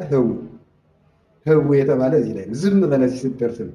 አይ ስትደርስ ዝም በል እንዴት ሊሆን ይችላል? እኛም እናውቃለን በእውነት ምን እንደሆነ። አሁን ሰው እኮ አገኘን አንድ ፕላኔት አገኘን እኔ በእውነት ሰው ማለት ነው የደመናውን ቁልል ሁሉ ሲያገኝ አንድ ፕላኔት አገኘን ይላል እንጂ እውነት ማለት ነው የሚያውቀው ነገር የለውም። የሚያውቀው ነገር ማለት ነው። አሁን ፍጹም ሰው ራሱን እንኳን መርምሮ ማወቅ አይችልም። ራሱ እንኳን ሰው አሁን የኔ ጆሮ ትልቅ ነው፣ ያንዱ ደግሞ ትንሽ። ለምን እንዲያንደሆን አናውቅም። ያንዱ አይን በጣም ትልቅ ነው፣ ያንዱ እንዴት እንዲያውን እኛም እናውቃለን። ይህን ሳንመረምር ይህን እንኳን የማናውቅ ስለ ሥላሴ ህቡዕ ትምህርት ቅድስት ሥላሴ ቅድስት የምትባለው የተለየች ሦስትነት አብርሃም፣ ይስሐቅ፣ ያዕቆብ ሦስት ናቸው። ግን ከነዚህ ሁሉ አንድ ግን መሆን አይችሉም። ሥላሴ ግን አብ ወልድ መንፈስ ቅዱስ ተብለው አንድ እግዚአብሔር ተብለው ስለሚኖሩ ቅድስት ሥላሴ። ይሄ እንዴት ሊሆን ይችላል? ሦስቱ ነው ሲያበቃ አንድ እንዴት ሊሆን ይችላል ቢባል ይሄ ህቡዕ ትምህርት ነው። ትምህርተ ህቡዓት። ይችን ህቡዕ ትምህርት አምነ ስትቀበላት ሳታሰላ ስትቀበላት ህቡዕ ጽድቅ፣ ህቡዕ ክብር ታገኛለህ። ይህን ቀምረን ማየት ድንበር አለው። የእግዚአብሔር ሰው ድንበር አለፈ ነገር አበላሸ ነው። ከዚህ በላይ ሀታሚ ይለዋል። እግዚአብሔር አብን ሀታሚ ይለዋል። ማይተም አለው። ያለ ህትመት አለው። ከዚህ ህትመት ካለፈ ነገር አበላሸ ነው። ሥላሴ ሦስት የሆኑበት ምክንያት አንደኛ አርፎ መቀመጥ። ሦስት የሆኑበት ምክንያት አናውቅም። ሦስት እንደሆኑ ግን እናውቃለን። አንድ መሆናቸው እናውቃለን። አንድ ለምን እንደሆኑ ግን አናውቅም። ዝም በል። ስለዚህ ስደት ዝም በል። ስለዚህ ህቡዕ ትምህርት ይባላል። ህቡዕ ትምህርት ይሄንን አምኖ መቀበል ሃይማኖት ይባላል። እንዴት ሊሆን ይችላል የሚል በፍልስፍናው በምኑ ትምህርት ብታነቡ በቃ ሃይማኖት ነው። ይህን አስልጠን ሃይማኖት በቤተ ሙከራ የለው። ሃይማኖት ቤተ ሙከራው ራሱ ሃይማኖት ነው። የሃይማኖት ቤተ ሙከራው ራሱ ምንድን ነው? ሃይማኖት። በሃይማኖት ይገለጣል። ሃይማኖት ይገለጣል እንጂ በሰሎ በቀመር ሃይማኖት አይገለጥም። እና ስለዚህ ህቡዕ ትምህርት ይባላል። ይቺ ህቡዕ ትምህርት ደግሞ ህቡዕ ለሆኑ ምዕመናን ነው የተሰጠችው። ህቡዕ ለሆኑ ምዕመናን ስውራን ነው። በእውነት ከቃሉ ጋር ነን። ስውር የሆነችውን ትምህርት የምናምን ስለሆን እኛ ራሱ ስውራን ነን። ሰይጣን አያውቀንም። ፈላስፎች አያውቁትም ክብራችን። የተማሩ ሊቅ ነን የሚሉ አያውቁንም። የክርስቲያንን ክብር ቆጥሮ የሚዘልቀው የለም። የሥላሴን ክብር ቆጥሮ መዝለቅ እንደማይቻል የእነሱ ልጅ በመሆናችን የእኛን ክብር የሚዘልቀው የለም። ህቡዕ ትምህርት። ሁለተኛ ህቡዕ የተባለው ደግሞ ምስጢረ ሥጋዌ ነው። ምስጢረ ሥጋዌ እሱ ህቡዕ ትምህርት ይባላል። እንዴ ግልጥ አይደል እንዴ ይላል ሰው። ግልጥ አይደል? ክርስቶስ ተወልዷል። ግልጥ ነው። ስለዚህ ግልጥ ከሆነ ምንድን ነው ስውር መባሉ ቢባል አንድ ነገር ጠቁሚያችሁ ላይ የክርስቶስ መወለድ ግልጥ ይሁን እንጂ ግን ህቡዕ ነው። ግልጥ ህቡዕ፣ የተገለጠ ህቡዕ። አሁን እንደው በእውነት አንድ ነገር ልንገራችሁ። በቃ ለሊቃውንት ብቻ የሚነገር ደግሞ እንደ ሸርነቱ ሆነ። አሁን ለምሳሌ በቃ ልንገራችሁ። ቤተ መቅደስ ተገልጦ ሲቀደስ ታያላችሁ አይደል? አሁን ስህተት ነው ሲባል እንዴ ጌታ ራሱ ተገልጦ አይደል የተሰቀለ እንዴ ይላል። ግን ፀሐይና ጨረቃ ግን ምን አደረጉት? ሰወሩት። እኛ ከነሱ አናንስም አይደለ? እዳችሁ ግን ሊቃውንቱ እንዳትሳደቡ ብዬ ነበር፣ ለእነሱ ብቻ ነበር ያልኩኝ ማለት ነው። ይሄ ቄሱ እኮ ዝም ብሎ በቃ እንዲህ እያደረጉ እንዳንል ብዬ ነው። እነሱ በሚያስቡበት ጊዜ አስበው ያስተካክሉታል፣ የስርዓት ጉዳይ ስለሆነ ማለት ነው። እና የክርስቶስ ጉዳይ ህው ነው፣ ግልጥ ነው። ግልጥነቱ ተወልዶ ለእኛ መታየቱ፣ ሲያድን፣ ሲያነሳ፣ ሲነሳ ማየታችን ነው። ህውነቱ ግን እንዴት እንደተጸነሰ አናውቅም። መልአኩ ራሱ አያውቅም። እንዲያውም በእውነቱ እስከ ምጽናተ ሐሙስ ሚካኤል ተለውቆ ይላል። ቅዱስ ሚካኤል ክርስቶስ ወደ ድንግል ማርያም ሊጸነስ ሲመጣ አየውና ከኔ የበለጠ ሊቀ ካህን ደግሞ ዛሬስ ማን ተሾመ ብሎ ጥቂት ተከተለው ይላሉ ሊቃውንት ትምህርተ ዋሲተረው። ተከተለና ሲያቅተው ጊዜ ብሎ አዝኖ ዙሮ መጣ ቤቱን ማለት ወደ ኢዮር ማለት ነው። ለመላእክት እንኳን ተሃቢዮ እንኩሉ መላእክት እንኩሉ ኃይላት እለ በሰማያት ማይደር ነው የሚለው ትምህርተ ዋል። ከሰማይ ኃይላት ተሰውሮ በድንግል ማርያም ማኅፀን አደረ። ከሰማይ ኃይላት ተሰውሮ ከኪሩቤልም ተሰውሯቸው ከሱራፌልም ተሰውሯቸው በማኅፀን አደረ። እንዴት ብሎ አደረ? እኛ የምናውቃለን። ዝም እንዴት ብሎ እንዳደረ በድንግል ማርያም ማኅፀን አናውቅም። ይሄን አስልቶ ሊገልጥ ሊያውቅ የሚችል ሰው የለም። ቅዱሳን መላእክት እንኳን አባቶቻችን የቅዱስ ያሬድን ጥቅስ ይዘው ያወቁም ያላወቁም አሉ። ያወቀ ገብርኤል፣ ያላወቁ ደግሞ ሌሎች መጸነሱን ይሉና ሲያውቅ ካላወቁ ታዲያ በማኅፀን ውስጥ እንዲህ የሚያመሰግኑት ተብሎ ጥያቄ ሲደርስ ምን ይመልሳል? እመቤታችን ጽርሐ አርያም እየመሰለቻቸው ነው። እሷ ጽርሐ አርያም እየመሰላቻቸው 10 ጊዜ ቅዱሰ ማኅፀን ሆነው ማለት ነው። ደግሞም ትበልጣቸዋለች። ወግነው እንጂ ለጽርሐ አርያም አይወዳደራትም ደግሞ ምክንያቱም ያኛው መቀመጫ ነው፣ ይች እናት ነው። እናትና ዙፋን አንድ አይሆኑ፣ እሷ ጋር አይወዳደሩም። እና እነሱ ራሱ አያውቁም። የሚያውቁ ሆነው ግን አያውቁም፣ የተሰወራሉ። እንደው ኢሳይያስ ምን ይላል? መጽሐፍ ሀብዎ ለዘኢየአምር መጽሐፍ ይላል። ለዘኢየአምር ብሎም ይፈተዋል። መጽሐፍ ለሚያውቅ ሰው መጽሐፍ ሰጡት ይላል። መጽሐፍ ለሚያውቅ ሰው መጽሐፍ ሰጡት፣ ግን ማንበብ አቃተው ይላል። መጽሐፍ ያውቃል፣ መጽሐፉ ግን ተሰጠው፣ ግን ማንበብ አቃተው። ምክንያቱም መጽሐፉ ታትማ ነበርና ይላል ኢሳይያስ 29 ላይ። መጽሐፍ እመቤታችን ናት። መጽሐፍ የሚያውቅ ሰው ማን ነው? መጽሐፍ ሴትነት ነው። ሴት መሆን መጽሐፍ ይባላል። ሴት መሆን መጽሐፍ። መጽሐፍ የሚያውቅ ሰው ሚስት የሚያገባ ነው። መጽሐፍ የሚያውቅ ሰው ዮሴፍ ሚስት አግብቶ ያውቃል። መጽሐፍ ለሚያውቅ ሰው መጽሐፍ ሰጡት። ሚስት አግብቶ ለሚያውቀው ዮሴፍ ሌላ ሴት እመቤታችን ሰጡት። መጽሐፊቱን ግን ማንበብ አቃተው፣ ተሰውራ ነበርና ማለት ነው። ሴት ቢያውቅም እሷን ግን በግብ አላወቃትም። ማለትም ደግሞ ምን ማለት ነው? ክብሮ ሴት ለሚያውቅ ሰው ሴት ሰጡት፣ ግን ማንበብ አቃተው ማለት ነው። የሴት ጠባይዋ ምን እንደሆነ ያውቀዋል፣ ሲርባት ሲጠማ። እመቤታችን ግን አያውቃትም። ዮሴፍ እንዴት እንደሆነች ያውቃትም። በዓመት አይመለምን፣ በዓመት አጽደለድል፣ በዓመት አቀያይህ። አንዳንድ ጊዜ እንደ ጽጌረዳ፣ አንዳንድ ጊዜ እንደ ሮማን፣ አንዳንድ ጊዜ እንደ መብረቅ ሆነልበታለች። የዚህን ጊዜ እሱም ይጠፋዋል። ስለሚጠፋው በዓመት አይመለምን፣ አንዳንድ ጊዜ እንደ አረንጓዴ። ለምን? ምድርን በአረንጓዴ የሚያበቅለውን አምላክ ጸንሳለችና። ይጠፋው ነበር። ግራ እየገባው እየደነገጠን ያልነበርኩም እንጂ አንቺ ማርያም ሳይልም አይቀርም። ግራ እየገባው ነው። ምክንያቱም ማውቃት አይደለችም እንዴ ይቺ እንዴ?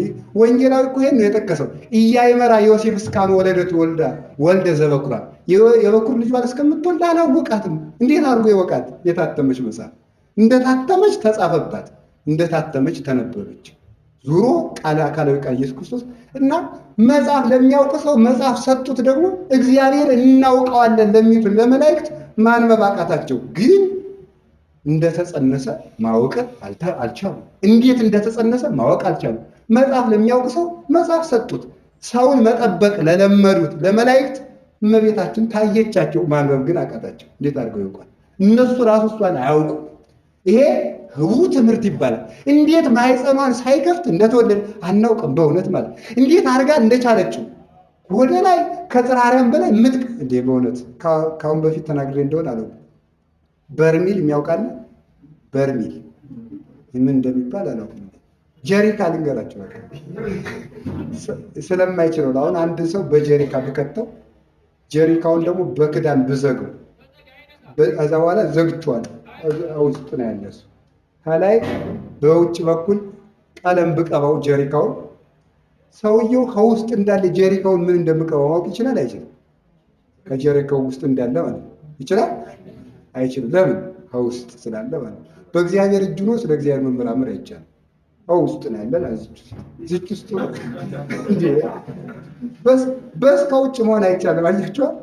በውጭ በኩል መሆን ስለማይችል እንዴት አድርገን እንመረምረዋለን? እንዴት አድርገን እነሱ ራሱ መመርመር ተስኗቸዋል። እንዴት እንደጸነሰችው ማህፀኗን እንዴት ሳይከፍት እንደተወለደ ዘላለማዊ ድንግልና እንዴት እንዳልተሻረ ያስደንቃል። ሊቁ አባ ጊዮርጊስ ስለምወደው የእሷ ፍቅር የበዛለት አባት ስለሆነ ምንድን ነው የሚለው? አነክር ይላል ተኬነወቶ ለወልደ እግዚአብሔር እንዘያርህ ሰለስተ አናቅጽ ይላል። ወልደ እግዚአብሔር ያልከፈታቸውን 3 በሮች አደንቃለሁ ይላል። 3 በሮች አደንቃለሁ። አንደኛው ይላል አንደኛው በተዘጋ መቃብር መግባቱ፣ ሁለተኛ መቃብር ክፈቱልኝ ሳይል በተዘጋ ቤት ለሐዋርያት ገብቶ ሰላም መስጠቱ፣ ሁለተኛ ከተዘጋ መቃብር ውስጥ መቃብሩን ሳይከፍት መነሳቱ ብሎ፣ ሶስተኛ በድንግልና መወለዱ ይልና ሲያበቃ የለም ለሁለቱስ ምሳሌ ያላቸው ለዚህኛው ግን የለውም ይላል። አምጣ በለኝ ይላል አባ ጊዮርጊስ። አምጣ ካልከኝ አመጣለሁ። ለአንደኛው ምሳሌ ላምጣልህ ይላል። በእውነቱ ማለት ነው። በተዘጋ ቤት ለመግባቱ ምሳሌ ልስጥህ? አዎ ካልከኝማ በተዘጋ ቤት ለመግባቱማ ይላል ነዋ ግብር ዘይመስሎ በግብረ ሐዋርያት፣ በግብረ ሐዋርያት መጽሐፍ የተጻፈው ልንገርህ። ጴጥሮስ በተዘጋ ቤት ታስሮ ሳለ መልአከ እግዚአብሔር ገብቶ ሳይከፍት አውጦታል። ለዚህኛውስ ምሳሌ ያለው ይላል። ከዛ በኋላ ለተዘጋው መቃብርስ ደግሞ ልንገርህ? እሺ ካልከኝማ ዳንኤል ከተዘጋ ጉድጓድ ውስጥ ገብቶ እንደታተመ ዕንባቆም ገብቶ መግቦት ወጥቷል፣ ሳይከፍት ሳይዘጋ። ለእመቤታችን እስኪ ምሳሌ ያምጣ ይላል። የለም ለዚህኛው ምሳሌ የለም። ከዛ በኋላ እጹብ ዜና ተሰማ በቤተልሔም ዘይተገብረ ተገብረ። በቤተልሔም ያልተነገረ ተነገረ፣ ያልተደረገ ተደረገ። መብረቀ ስብሐት ተገምረ በወለተ እጓለ እመሕያው። የክብር መብረቅ በሰው ልጆች ማኅፀን አደረ። መብረቅን ሰው ታቀፈው። እጹብኬ ሁቃፊ አንበሳ በወለተ እጓለ እመሕያው። በሰው ልጆች በአብራከ በግዒት ጻዕዳ ይላል። በትንሽ በጊት ብላቴና አንበሳን መታቀፍ ያስደንቃል ይላል። በእውነቱ አንበሳ መታቀፍ፣ ምክንያቱም የአንበሳ ስራው በግን መስበር ነው። መለኮት ስጋና እንዴት ብለው እጹብ መንክር ወመድብም ይላል። በእውነቱ ምንድነው? ተሰናወተ እሳት ወማይ ባህዱ ህላዌ። እሳትና በረዶ እሳትና ውሃ አንድ ላይ ማደር ያስደንቃል። ወይም እሳቱ ውሃውን ወይም እሳቱ በረዶውን ማቅለጥ አለበት፣ ወይ በረዶ እሳቱን ማጥፋት አለበት። መለኮትና ትስብእት እሷ ላይ አደሩ። ከዚህ በኋላ አስደናቂ ስራ ተደረገ ይልና ሲያበቃ እንደው መጨረሻ ላይ ልደት ሰሞን ጥምቀት ሰሞን ስለሆነ ምን ይላል? መኑም ከፈለኒ ይላል። በእውነቱ መኑም ከፈለኒ ከመጹር አሳይንሃ ለወለተ መድኃኒት የውም በዛቲ ዕለት። በዚህች ዕለት ቤተልሔም ተገኝቼ ይችን የመድኃኒት እናት ጫማዋን እንድሸከም ማን ዕድል በሰጠኝ ይላል። ማን ዕድል በሰጠኝ፣ እንድስመውት ማን ዕድል በሰጠኝ። በእውነት እንዲህ ይልና መጨረሻ ላይ ምን ይላል? ግን ብፁዕ ነኝ ይላል አባ ጊዮርጊስ ይመልስና ብፁዕ ነኝ ይባላል። በእውነት ጻድቅ ነኝ ማለት ነው፣ ቅዱስ ነኝ ያለ ተሳስቶ ነው አልተሳሳተም። ብፁዕ ነኝ ምክንያቱም ማለት ልጅሽ ኢየሱስ ክርስቶስ ሳያምኑ የሚያምኑ ብፁዓን ናቸው ብሏል። እኔ ደግሞ ስትወልጂው አላየሁሽም፣ ስለዚህ ብፁዕ ነኝ። እኛ እንግዲህ ብፁዕ ነን ማለት ነው። ያ ብፁዕ ነን አላየንም። እስራኤል ሲወለድ መወለዱን አዩት፣ ተነገራቸው፣ አላመኑ። ሲወለድ አላየንም፣ አምነናል። ብፁዕ ነን። ለዚህ ክብር የመረጠን እግዚአብሔር ይመስገን። ስለዚህ ይሄ ነገር ተደርጎልናል። ልዑሉ ትሁት፣ ትሁቱ ልዑል፣ ስፉሁ ጠባብ፣ ጠባቡ ስፉ፣ ኃያሉ ድኩም፣ ድኩሙ ኃያል፣ ብዕሉ ነዳይ፣ ባይሉ ነዳይ፣ ነዳዩ ብዕል ሆነናል ማለት ነው። የእኛ ሥጋ አምላክ ሆኗል። ያልተደረገ ነገር ሁሉ ተደርጓል። ይሄንን ነገር ግን እንዴት ሊሆን ይችላል ተብሎ መመርመር ስለማይቻል ምን ይባላል? ህቡዕ ትምህርት ይባላል። ይሄንን መያዝ ለህቡዕ ክብር ያበቃል። በዚያኛው ክብር እንዲያበቃል ቅዱስ ፈቃዱ ይሆንልን። ሶስተኛው ደግሞ ህቡዕ የተባለች አጠር ነው እንጂ ቢነገር እንደ ሸርነቱ ነው። ሶስተኛው ክብር ምስጢረ ጥምቀት ነው። እነዚህ 5ቱ አዕማደ ምስጢራት ትምህርተ ዋት ውስጥ አሉ ሁላቸውም። ዘሃሎ ብሎ ምስጢረ ሥላሴ፣ ዘመጻ ብሎ ምስጢረ ስጋዌ፣ ሕጽበተ መድኃኒት ብሎ ምስጢረ ጥምቀትን፣ ፈውስ ሲሳይ መስጤ መኮንን ብሎ ምስጢረ ቁርባንን ያመጣና ሲያበቃ ወተንሲኦ ብሎ ደግሞ ወበሞቱ ደምሰሰው ለሞት ብሎ በሞቱ ሞት እንደመሰሰው ብሎ አምስቱ አዕማደ ምስጢር ከዚች ከትምህርተ ዋት ብቻ ተካተው ይገኛሉ። ስለዚህ እነዚህ ነው ህቡ ያላቸው ብሎ ይነገራል። ምስጢረ ጥምቀት ላይ ደግሞ ህቡ ትባላለች። ህቡ መባሏ ደግሞ ምንድነው? እንደ በእውነት መጽሐፈ መክብብ ምዕራፍ 11 ቁጥር 7 ላይ እንዲህ የሚል ቃል አለ። ጥዑም ብርሃን ይላል ወሰናይ ርዕዮተ ፀሐይ፣ ብርሃን ይጥማል ይላል። እስቲ አንድ ጊዜ ብርሃን ይጥማል በሉ። ፀሐይን ማየትም መልካም ነው።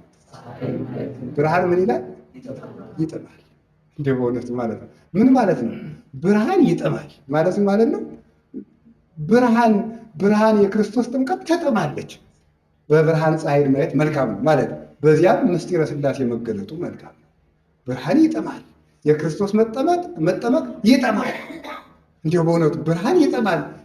ምስጢረ ሥላሴም ይጥማል። ብሩሃን ነቢያት ይጥማሉ። በብርሃን ደግሞ ከብርሃን ሀጎህ ቀጥሎ ፀሐይ ይወጣል። ብሩሃን ነቢያት ይጥማሉ። በብርሃኑም ደግሞ በጎሁም ፀሐዩን ማየት መልካም ነው። በነቢያት ትንቢት ክርስቶስን ማግኘት መልካም ነው። ይጥማል። ብርሂት ድንግል ማርያም ትጥማለች። በእሷ ደግሞ የሚጥማውን ፀሐይ ክርስቶስን ማየት ይጥማል።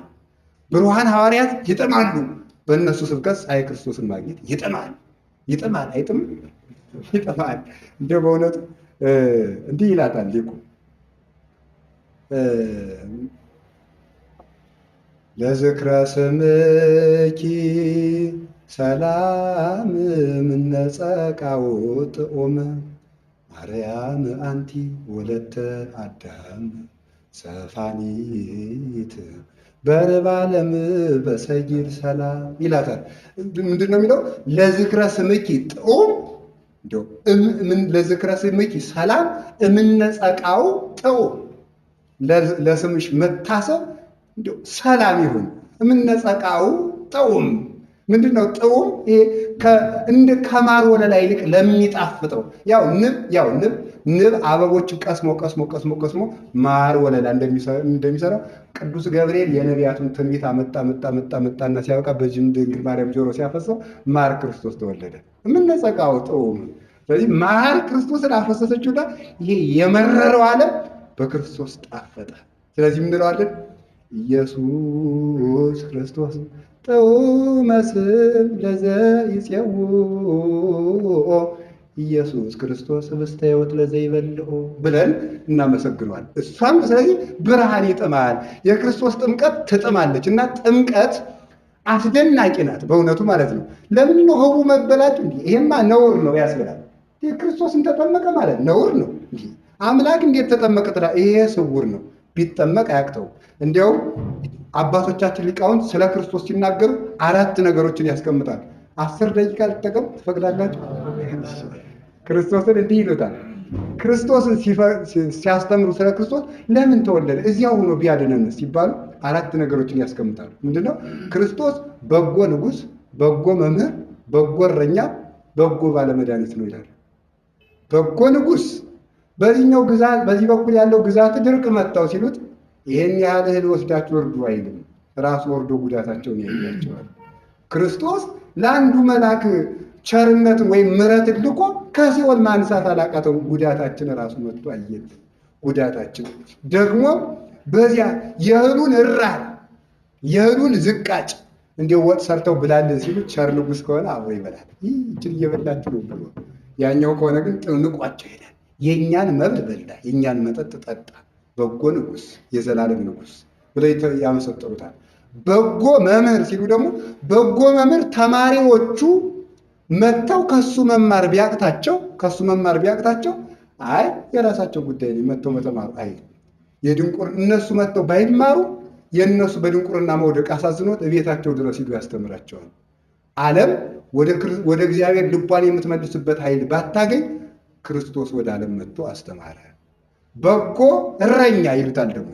በጎ እረኛ በጎቹ ሲጠፉ የራሷ ጉዳይ፣ እኔ ቀበሮ ይበላልኛል፣ ሁለተኛ ጨለማ ነው፣ ሶስተኛ ድንጋይ ይመታኛል፣ እንዲህ ይለኛል አይልም። የበጊቱ መጥፋት መበላት ያሳዝነውና እንዲሁ ይሄዳል። ይፈልጋታል። ቸር እረኛ ነውና እንደ ጠፋን ባየ ጊዜ እስከ ጉድጓዳችን መጣ።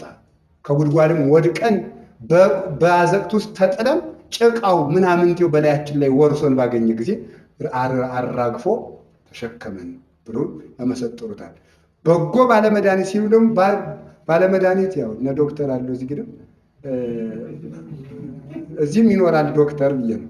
እና በጎ ባለመድኃኒት በጎ ዶክተርና ክፉ ዶክተር ተብሎ ይተረጎማል። ባለመድኃኒት ያው መድኃኒት የሚያውቅ ሰው፣ እነሱ ግን በጎ ዶክተር ናቸው። እና በጎ ዶክተር ክፉ ባለመድኃኒት እገሌ ታመመል ሲሉት ምክንያቶችን ነው የሚያስቀድም። አንደኛ ጨለማ ነው፣ ሁለተኛ እንቅፋት ይመጣኛል፣ ሶስተኛ አውሬ ይበላኛል፣ አራተኛ አረፍ ያለው፣ አምስተኛ ጨርቄን አውልቄያለሁ። አሁን ይህ ምክንያት የሆነ አምስተኛ ደግሞ ምን ይላል ደግሞ እግሬን ታጥቤያለሁ። ሰውየው እየሞተ እግሬን ታጥቤያለሁ እንዲህ ይላል።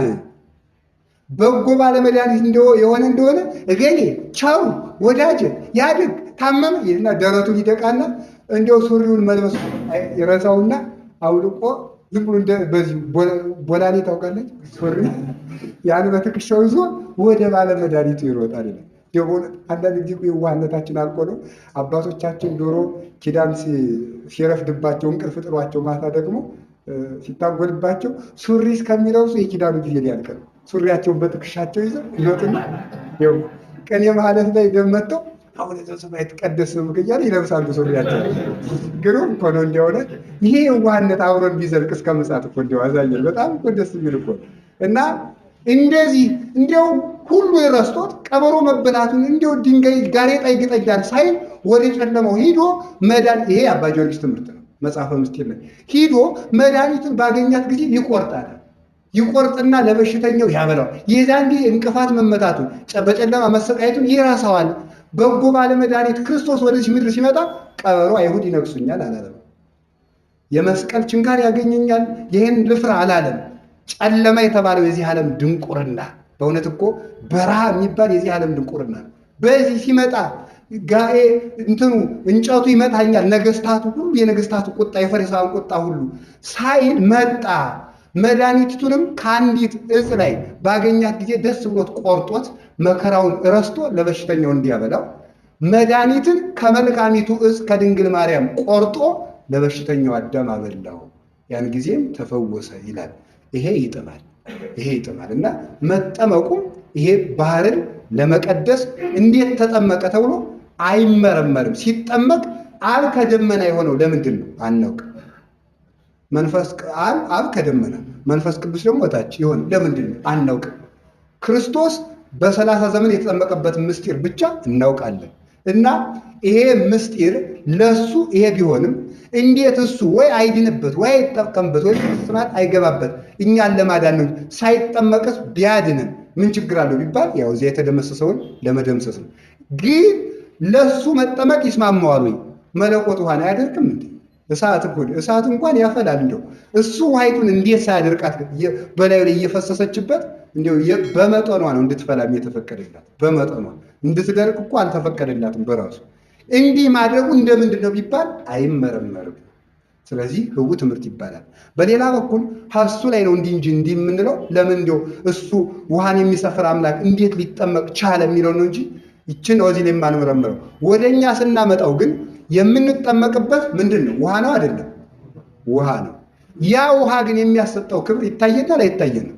አሁን የሥላሴ ልጅ ስንሆን ይታያል። እኛ ስንጠመቅ የሥላሴ ልጅ ሆነናል። ስንታይ ወይ ፊርማ አይሰጠንም፣ ልጅ ሆነሃል ብሎ ሥላሴ አይፈርሙልንም። አናውቅም። ለብሰነው ነው የምንሄደው። ዝም ብለን ለብሰነው ነፍሳችን ነው የሚገባት። ነፍሳችን ታውቀዋለች። ይሄ ህቡ ትምህርት ነው። ስንጠመቅ የምናገኘው ክብር በዚያ የሚሰጠን የጸጋ ብዛት ምን ያህል ነው በእውነቱ ማለት ነው። እንዲያውም እኮ ያንን በጉን ሲተረጉሙ ሊቃውንት በጉን ሙሴ ያረደውን በግ እንዲያው በጣም ብዙ ምስጢር ነው ያለው። በጉ ማለት የበጉ ብራና በልተዋል አይደለ? እስራኤላውያን በግ አርደው ሊሻገሩ ሲሉ የበጉ ብራና የመንፈስ ቅዱስ ምሳሌ ነው። ክርስቲያኖች ይለብሱታል። ጸጉሩ ምንድን ነው ሲባል በ40 እና በ80 ቀን መንፈስ ቅዱስን ከመልበሳቸው የተነሳ ፀጉሩን መቁጠር እንደማይቻል የሚያገኙት የክብር መጠን ነው። አይቆጠርም፣ አይመረመርም። እንዴት ነው ቢባል ግን አናውቅም። ውሃው ወደ ማየገቦ ያው ክርስቶስ አሁን ካህኑ አሐዱ አብ ቅዱስ አሐዱ ወልድ ቅዱስ አሐዱ ውእቱ መንፈስ ቅዱስ ብሎ ሲጸልይበት ውሃ ብቻ አይደለም፣ ከክርስቶስ ጎን ወደ ፈሰሰው ወደ ዕለተ ዓርቡ ማየገቡ ይለወጣል። እንዴት ተለወጠ አናውቅም። ህቡ ትምህርት ይህንን በእምነት ብቻ እናውቀዋለን። ነፍሳችን ስትበራ እናየዋለን፣ ሲለወጥም እናየዋለን። ምን የሚከለክለን ነገር የለም። ስለዚህ ስንበቃ የኃጢአታችን ሞራ ሲገፈፍ ያን ጊዜ ማየት እንችላለን። ያው ባለፈው እንደነገርኳችሁ 6 አይን ያለው ሰው ያ ሲበራለት ያየዋል ማለት ነው። ያየዋል። እንግዲህ ይሄ ህቡ ትምህርት ይባላል። የመጨረሻይቱ ደግሞ የመጨረሻው ነው ምስጢረ ቁርባን አይደል? ምስጢረ ቁርባን ይሄ እንግዲህ እንዲያው አዳም ያው ዕፀ ሕይወትን ይበላ ነበር፣ ከዚያ ይታደስ ነበር ስለምታውቁት። በዚያ ፈንታ ዕፀ ሕይወት ክርስቶስ ስጋውን ደሙን ሰጥቶናል። ግን ያችኛይቱ ገነት እንኳን ቀረችብኝ ይላል አባ ጊዮርጊስ። ምን ያችን ንፉግ ናት ይላል። በእውነቱ ከዕፀ ሕይወቱ አላቀመሰችኝም፣ ትቅርብኝ። ያችኛይቱ ዕፀ ሕይወት ምንም አላት። ለጋሲቱ ዕፀ ሕይወት እመቤታችን ናት ብሎ ይናገር። አዳም እንኳን ዕፀ በለስን በላ እንኳን በላ። ለምን ድንግል ማርያምን አምጥታልኛል ይላል። ስለዚህ እንዲሁም ሲያመሰግን ይላል ርዩኬ ትሕትናሁ ወሂሩቱ ለወልደ እጓለ እማሕያው እስመ ወሀበነ ሥጋሁ ቅዱሰ ከመ ይትቀደስ ሥጋነ በትድምርተ ሥጋሁ። የወልደ እግዚአብሔር የክርስቶስን ቸርነቱን ልግስናውን እዩለት። ሥጋችን ከሥጋችን ጋር በመጨመሩ ሥጋችን እንዲቀደስ ሥጋውን ሰጠን። ርዩኬ ትሕትናሁ ወሂሩቱ ለወልደ እግዚአብሔር እስመ ወሀበነ ደሞ ክቡረ ከመ ይትቀደስ ደምነ በትውሳሐተ ደሙ።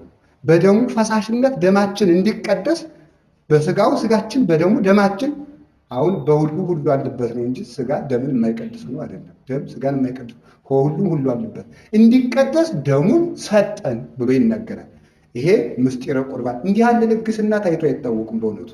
የምንበላው የምንጠጣው ሥጋ የእግዚአብሔርን ሥጋ እንድንበላ ተፈቀደን። እንኳን ቀረብን። እውነት ከዚህ በኋላ አዳምና ሔዋን እንዲህ አድርገው በእውነት አትወቀሷቸው። አዳምና ሔዋን ምን አረጉ እንዴ? ምን አረጉ? ይህን ምን ወይ እንዲህ ብሩህ ነገር የሚያናግር ሥጋና ደምን ተሰጠን። በእውነቱ እግዚአብሔርን በሆዳችን እንድንሸከም ተፈቀደን። እግዚአብሔርን ከዚህ በላይ እኮ ክብር የለው። ሰው እኮ በእውነቱ የባለስልጣናት ቦዲጋርድ የሚባል ታውቃላችሁ አይደል? ባለሀብቱም ይኖረዋል በእውነቱ። እና ምንድን ነው የሚያደርገው? ሰውየውን እንኳን ሰላም ይባላል በእውነቱ። በጣም እንዲደርስ ራሱ አይፈቀድለት። በሩቁ ነው እንዲህ ማለት ይችላል። እንዲያም ሲል ሊቀጣ ይችላል። ደግሞ በጣም ከበዛ ክብሩ ሰውየው ማለት ነው። ለምን እንዲህ ትላቸዋለህ ተብሎ ማለት ነው። ንቃቸው ነው ሊባል ይችላል። ግሩም እኮ ነው። ለመቅረብ ቀርቶ በዚያ እኮ ስንት ሜትር ነው መንገድ እያስገልጡ እንደሆነ። አሁን ክርስቶስን በሆድ መያዝ ለዚህ ክብር ነው የተጠራ ነው። ህቡ ትምህርት ግን በእውነቱ ጌታችን መድኃኒታችን ኢየሱስ ክርስቶስ የጸሎተ ሐሙስ ዕለት ማታ ህብስቱንና ወይኑን አንስቶ ይህ ሥጋዬ ነው። ይህ ምንድን ነው? እንደ ሥጋዬ ነው አይደለም። ይህ ምን ነው ነው ሥጋዬ፣ ይህ ደሜ ነው። ዛሬ መታሰቢያ የሚሉ አሉ ሌሎች። ሥጋዬ ነው ነው ህብስቱን አንስቶ ሥጋዬ ደሜ ያልና ወደ በዕለተ ዓርብ ወደሚሰቀለው ምን አደረገው? ሥጋውና ደሙ ለውጦ ሰጣቸው። ስለዚህ ንዜኑ ሞተከ እንላለን። ንዜኑ ሞተከ ብለን ወትንሣኤከ ቅድስት እያልን እንዘምራለን። ንዜኑ ሞተከ የምንለው እኮ ምን ስላገኘ ነው? መስቀሉን ያገኘንበት ዕለት ስለሆነ፣ ገነትን ያገኘንበት ስለሆነ፣ የንስሐ በር የተከፈተበት ዕለት ስለሆነ፣ የነፍሳችን ጥጋብ የሚሆንን የነፍሳችን የዘላለም መልስ የሚሆናት ሥጋውና ደሙን ስላገኘን፣ የዘላለም መጠጊያ የምትሆን እመቤታችን ስለሰጠን ንዜኑ ሞተከ በዕለተ ዓርብ እነዚህ 5 ዋና ጸጋዎችን አግኝተናል። እነዚህን ስላገኘን እናመሰግነዋለን። የሆነ ሆኖ ግን ህብስቱ ተለውጦ ልብ ብላችሁ ስሙ። ህብስቱ ተለውጦ ዛሬ ካህኑ ሲቀድስ ህብስት ብቻ አይደለም የሚቀበለው፣ ህብስት አይደለም እንቀበለው። ህብስቱ ካህኑ ሲቀድስ ልክ ዕለተ ዓርብ እንደፈሰሰው ሥጋ እንደተቆረሰው ሥጋ፣ ወይኑ ተለውጦ ልክ ክርስቶስ እንዳፈሰሰው ደም ይለወጣል። በእውነቱ ማለት ነው። በጎንን የነገርን የሚያነገር ጠላ የጠጣ ሰው ምን ይገዛል? አቤት ጠላ ይገዛል አይደለም እንዴ? ጠጅ አይገዛም። የጠጣውን ነው የሚገዛው። በቃሪያ የበላ ሰው ምን ነው የሚያገዛው? በቃ ጎበዞች። እንደዚያ ነው የሚያገሳው ማለት ነው። እንደዚያ ነው የሚያገሳው። አሁን ይኸውላችሁ ሰይጣንን የያዝ በልቡ የበላ የጠጣ ሰው ሰይጣን ይበላል ይጠጣል፣ ክፋቱ ማለት ነው። ሰይጣን በልቡ የበላው የጠጣው ስድብ ነው የሚያገሳው፣ ዘፈን ማጉረምረም ይገሳል። ክርስቶስን የበላ ሰው ምን ይላል? ጽድቅ ያገሰዋል። ጎሳ ልቤ የቃለ ሰናይ ይላል። በጎ ነገር ይናገራል። በጎና ክርስቶስን መያዝ ክርስቶስን ያስብላል። አንጠግበውም በእውነቱ ማለት ነው። አባቶቻችን እኮ ስኩር ሆኖበታል በእውነቱ ማለት ነው። ብርሃን ስቡ ዘበስርቀትከ ኮነ ውሉደ ብርሃን፣ የምትደነቅ ብርሃን ሆይ አንተ በመገለጥህ የሚደነቀው የሥላሴ ብሩህ ልጆች እንድንሆን አደረግከን። ብርሃን ስቡ የምትደነቅ ብርሃን። እንዲህ በእውነት በጣም በብዙ መደነቅ ውስጥ ገብተውበታል እና በጎ ነገር እንድናገር ይሄ ሥጋ ይሄ ደም ተሰጠን። ለዚህ ግን ሁላችን ያዘጋጀን እግዚአብሔር። ለዚህ ግን እኔ እውነቴን ልንገራችሁ አታረቁት። ሥጋውን ደሙን እንዲያው ቢሆንላችሁ በየቀኑ ብንበላው በእውነት ማለት ነው። እዚያ በኋላ እኮ እያበራል። እዚያ በኋላ ሥጋችን ያቅተዋል። ማለት ሥጋችን የእኛን ክብር መሸሸግ አይችልም። እንቦገቦጋለን፣ እናሸበርቃለን። እዚያ በኋላ ለዚህ እኮ ነው ፍቅርኪ ሰረጸ ከመ እንተ መብረቅ ውስተ ልቤ የሚለው ሊቁ።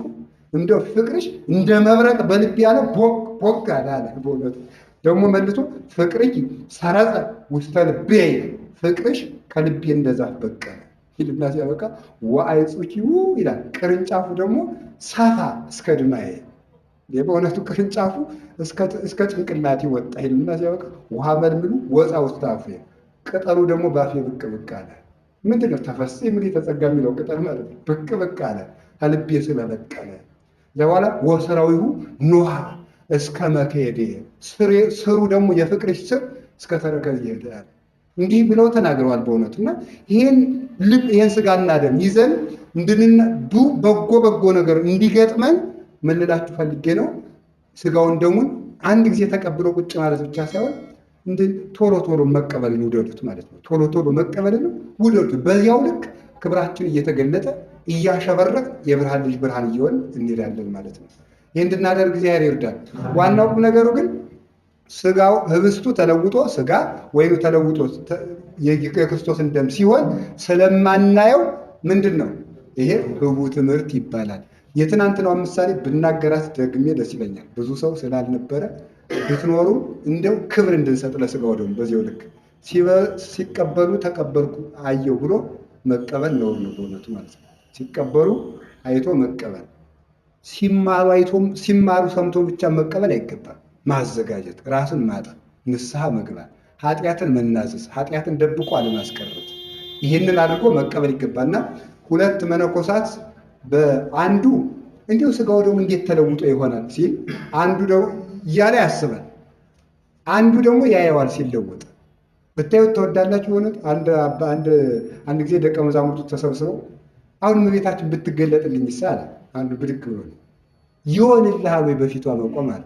እንዲሁ በተገለጠች እንጂ እንዳምታረግ ባረገችኝ ያለ በእውነቱ ማለት እዚያው በወደኩ አሁን ያ ቢገለጥልን አይሆንልንም እና ሲለወጥ እንዴት ብሎ ይለወጣል ሲል አንተ አለው ያኛው የዚያኛውን ጥርጥር አውቆበት ነው። ራሱ ሲያውቅበት አንተ አለው አቤት እንዴው ሥጋው ግን ተለውጦ እንዴት ብሎ እንደሚሆናል እያለኝስ ግራ ይገባኛል። እሱ እኮ እያየው ነው፣ አውቆ ነው ለዚያኛው እንደሚለው። ኧረ ካልክስ እኔም አንዱ እኮ ነው አንዱ ዘማዊ ኃጢአቱን አልነግር ብሎ አባ መቃር ስለው አንተ ግን የማ ዝሙት እምቢ አለኛል። ኧረ ከአባቴ እኔንም እንዲህ እያደረገኝ ነው የእሱን ኃጢአት እንዲናገር ማለት ነው። እና እንዲህ ብሎ ሲናገር ኧረ እኔም ግራ ይገባኛል አልናንድ እንዲህ ብለው ሲጸልዩ ሕፃን ልጅ እየተፍለቀለቀ መጣና ከመሰዊያው ላይ ቁጭ አለ። በኋላ እየዞረ ይችን ፈትተኝ እያለ ለካህኑ ሲፈተት ታየ። ያኛው ድንጉጡ ያልበቃው ሥጋው ደንግጦ መሬት ላይ ውድቅ አለ። የዚያን ጊዜ ምን አለ? አይምሯችሁ ደካማ ስለሆነና ምስጢሩን መሸከም ስለማችሉ እንጂ እኔ ሁልጊዜ ስለእናንተ እንዲህ ስታረድ ስወራረድ ነው የምኖረው ብሎ ይህንን ምስጢር ገለጠላቸውና እንዴት ሊሆን ይችላል የሚለውን አስልጠን ስለማንችለው ግን እንደሚሆን በእምነት ስለምናውቅ ህቡዕ ትምህርት ይባላል። ለዚህ ህቡዕ ትምህርትን የመረጠን እግዚአብሔር ይመስገን። አምስተኛው ህቡዕ ትምህርት ወይም ድብቅ ትምህርት በቃ ርዕሱ እንደ ቸርነቱ ነው ይቅር እንጂ አንነካውም። ብቻ ርዕሱ ላይ ሳንደርስ ቀረናል። እና አምስተኛው ይሄ ምስጢረ ትንሣኤ ሙታን፣ ምስጢረ ትንሣኤ ሙታን ሞትን አሸንፎ ያው መነሳት። ይሄ ህቡዕ ትምህርት ይባላል። እንዴት ሊሆን ይችላል? እንዴት ሊሆን ይችላል? ያው ጌታችን ኢየሱስ ክርስቶስ ሞቶ ነው የተነሳው። ምንድን ነው ያለው? አማን አማን እብለክሙ እመሰ ይወድቀት ፍጠተ ስርናይ ዲበ ምድር ባሕቲታ ትነብር ወመሰ ሞተት ወወድቀት ዲበ ምድር ብዙኃ ፍሬ ትፈሪ ይላል። እውነት እላችኋለሁ የስንዴ ቅንጣት በጭቃ ላይ ካልወደቀች ብቻዋን ትኖራለች። ከወደቀች በጭቃ ከተለወሰች ከፈረሰች ግን ብዙ ሆና ትነሳለች። ለጊዜው ምን ማለት ነው? እውነት እላችኋለሁ እኔ ካልሞት እናንተ ፍሬ ሊኖራችሁ አትችሉም። የእኔ ሞት እናንተን ያበቅላል ማለቱ ነው። ከዚያ ቀጥሎ ደግሞ የሚታረዱ የሚሰቃዩ ሰማዕታት ባይኖሩ ኑሮ እናንተ አትበቅሉም። ስንዴ ብቻዋን ትኖራለች፣ ሰማዕታቱ ብቻ ጸድቀው ማለት የጸደቁት ጸድቀው ይቀሩ ነበር። ለራሳቸው ባያስተምሩ እነሱ መከራ ባይቀበሉ እኛ አንበቅልም ነበር ብሎ ሲያስተምር፣ ዋናው ደግሞ ምን ማለት ነው? እውነት እላችኋለሁ ስንዴ በጭቃ ላይ ካልወደቀች ብቻዋን ትኖራለች እንጂ አታፈራም ማለት ነው። ሰውነታችሁ ካልተገሰጸ ለፍሬ አትበቁም ማለት ነው። ካልተገሰጸ መከራ ካልተቀበላችሁ ለፍሬ አትበቁም። ካልሰገዳችሁ መከራ ላይ ካልጣላችሁ አትበቁም። ብቻዋን ትኖራለች ማለት ያለ ፍሬ ትኖራላችሁ። ያለ ፍሬ መኖር ብቻ አይደለም፣ ስንዴ አንድ እክል ደግሞ ተጨምሮ ይመጣባታል። አንደኛ አታፈራም በጭቃ ላይ ባለመውደቋ። ሁለተኛ ምን እክል ትነቅዛለች? አትነግዝም? ትነቅዛለች ማለት ሰው ማለት ነው። ራሱን በጸሎት በማስቀደስ ኪዳን በማስደረስ በመጾም ገንዘብን ተቆጥቶ ሰውነቱን ተቆጥቶ አስራት በኩራት ለድሆች እያለበሰ እያበላ ካልኖረ ሰውነቱን ካልገሰጸ ፍሬ ካለማፍራቱን ባለፈ ይነቅዛል። የኃጢአት ነቀዝ ይበላል። ሰው እኮ ይነቅዛል። ዝም ቁጭ ብሎ ሲኖር ምን ይላል? ይነቅዛል። በኃጢአት ይነቅዛል ማለት ነው። እንደው በእውነት መንቀዝ አይጣልና ድረስ ስንት ሰው ነቅዞ አልቋል መሰላችሁ? አሁን እኮ ብዙ ሰው ሱፉን እዚህ ላይ ደርግሞ ጎለል እንጂ በኃጢአት ነቅዟል። በእውነቱ ማለት ነው። ስንቱ ነቅዞ አልቋል እኮ። አሁን ይሄ ትከሻው የተንደረበበው ሁሉ ዝም ብሎ እጁ እንደ ቸርነቱ ወፍራም የሆነው ተራራ የሚንድ የምስለው በኃጢአት ግን ነቅዟል። የኃጢአት ነቀዝ በልጦታል። እንዲህ እንዳይሆን ብቻችሁን አትጥሩ ማለት ስጋ ስንዴቱ ትጣል ማለትን ማለት ነው። ገስጿት ወደ መከራ አስገቧት ሲል ነው። ሌላው ደግሞ ምንድነው? የስንዴ ቅንጣት ካልወደቀች ማለት ካልሞታችሁ ትንሣኤ ሙታን የለም ማለት ነው። ከሞታችሁ ግን ትነሳላችሁ። ለዚህ ሞት በኩር የሆነን ደግሞ ክርስቶስ ነው። ሞቶ ተነስቶ ስላሳየ ያው ሞትን ክርስቶስ ያው አሽፎበታል። ማሾፍ ተብሎ ለመለኮት አይነገርም እንጂ ቀልዶበታል፣ ሸንግሎታል። በእውነቱ ማለት እንደ ዳንኤል ዘንዶ ማለት ነው። እችን ተናግሬ እንደ ዳንኤል ዘንዶ። ዳንኤል አንድ ጊዜ ንጉሱን ምን ይለዋል? አንተ ናቡከደነፆር ለድንጋይ እየሰገድክ ዝም ብለህ ቢጠሩት አይሰማ ቢበሉ አይበላ፣ ኧረ የሚበላ አምላክ አለኝ ዘንዶ አለ። መጀመሪያ ያው ይበላል አይበላም፣ አይበላል ይበላል፣ ካህናቱ እየበላ ነው እያሉ እየበሉትም። እዚያ በኋላ እንደዚያ ሲያደርግ ያው ታሪኩን ላሳጠረው ዳንኤል በስልት አመድ ነስንሶ ምን ብሎ ስልታቸውን ክፋታቸውን ገልጦበት፣ አይ ይሄ ጣዖቱ የማይበላ ከሆነ የሚበላ አምላክ አለኝ አሉ። ምንድን ዘንዶ ይበላል? አዎ። እና አምላክ ነው እንዴ? አዎ። በቃ አምጠው ይሻለና ዳንኤል አለሎ አጋመ። ታውቃላችሁ እናቶቻችን አለሎ ያው ስለማትፈትሉ ግራ ሊገባችሁ ይችላል። ዛሬ የሚፈትል ሴት የለም ማለት ነው። ወደ ቡቲክ ነው የሚሄድ እንጂ ዛሬ እንዝርት የሚፈትል የለም። አንዳንድ ጊዜ መፍተልም ከኃጢአት ነፃ ያወጣል። ሰው ስራ ሲፈታ ነው እኮ ኃጢአተኛ የሚሆን። የሚፈትለውም ራሱ ከኃጢአትም ያድናል። እና አለሎ ይባላል። ይሄ ምንድነው? የማይፈረከስ ድንጋይ። ዳንኤል ያን አጋመው ያን አጋመና ከዚያ ላይ ስብና ጥሬ ስጋ አደረገበት። ከምኑ ላይ ነው? አለሎ ላይ። ከዛ በኋላ ያ አለሎ የጋመ ስለሆነ ይሸታል። ሲንጨረጭ በሱ ሳልፍ ጨርጨር ስጋ ቤት ሲባል ነበር። ስጋው ሲጠበስ ይንጨረጨራል አይደል? እኔ አልበለውም እና ግን ጨርጨር ይላል። አሃ ምንድነው ብዬ ሳስብ ሲንጨረጨር ስጋው ስለሚሰማ እና ጨረር ሲል ያ ደግሞ ሽታ አለው። ያው ሽታ ደግሞ አንድ ነገር ይጠራል። ያ ሲሸት ዘንዶ ሊበላ መጣ። ዘንዶ ሊበላ ሲመጣ አለሎውን ስቡን አገኛለሁ ብሎ ከነ አለሎው ዋጠው። ከስቡ ውስጥ ግን ምን አለ? የጋማ አለሎ አለ። ያን ጊዜ ምን አለ? ዘንዶ ከሁለት ስንጥቅ አለ። ይህን አምላክ ብሎ ዳንኤል ተሳለቀበት ይላል። ይህ ምንድነው መሰላችሁ? ያ ዘንዶ የተባለ ዲያብሎስ ነው። ስብ የተቀባው ስብ የለበሰው የጋማ አለሎ ክርስቶስ ነው። የጋማው አለሎ መለኮቱ ነው። ስብ የተባለ ትስብእቱ ነው። ስቡን እውጣለሁ ብሎ ሲመጣ አለሎው እንደሰነጠቀ ስጋን በመቃብር ይዤ አስቀራለሁ ብሎ ሲመጣ መለኮት ከሁለት ስንጥቅ አደረገው። ሆድ ከውስጥ ሲሰነጠቅ የሆድ ዕቃ ይወጣል አይደለም? ዲያብሎስ ሲሰነጠቅ እኛ ነፃ ወጣን። እሱ በመለኮት እሳትነት ተሰነጠቀ፣ አለቀለት። ከዛ በኋላ ሞት ተሰነጠቀ፣ የሞት ጥርሱ ወለቀ። ሞት በጨለማ እንደተያዘ ሌባ ወዲያና ወዲህ ድንብር ብሎ ወጣ። እነዚያን አባቶቻችን ውጦ እንዳስቀረ ማስቀረት አቃተው ማለት ነው። ስለዚህ ክርስቶስ ሞትን አሸንፎ አሳየን። ይሄ እንዴት ብሎ ተነሳ? እኛም እናውቃለን፣ ግን አናውቅም። እንዴት ብሎ እንደተነሳ በመለኮት ኃይል በስልጣኑ እንዴት ሊነሳ ይችላል ተብሎ አይሰላም፣ አይታወቅም። እስኪ ተኝቶ የሚያውቅ እጁን ያወጣል። አይ አውጡ እንጂ ትእዛዝ ተኝቶ የሚያውቅ እሺ፣ እግዚአብሔር ይስጥልኝ። እንደተኛ ነቅቶ ማለት እንደተኛ ነቅቶ የሚያውቅ ማለት እንቅልፉን እንደተኛ ግን ደግሞ የነቃ ማለት ምን ማለት ነው? ከቤት እዚያ ግድም እንጀራ እየተበላ እሱ እዚህ ግድም ተኝቶ እንቅልፉንም ሳይጓደልበት ከዚያም እንደሚበሉ የሚያውቅ አለ የለም።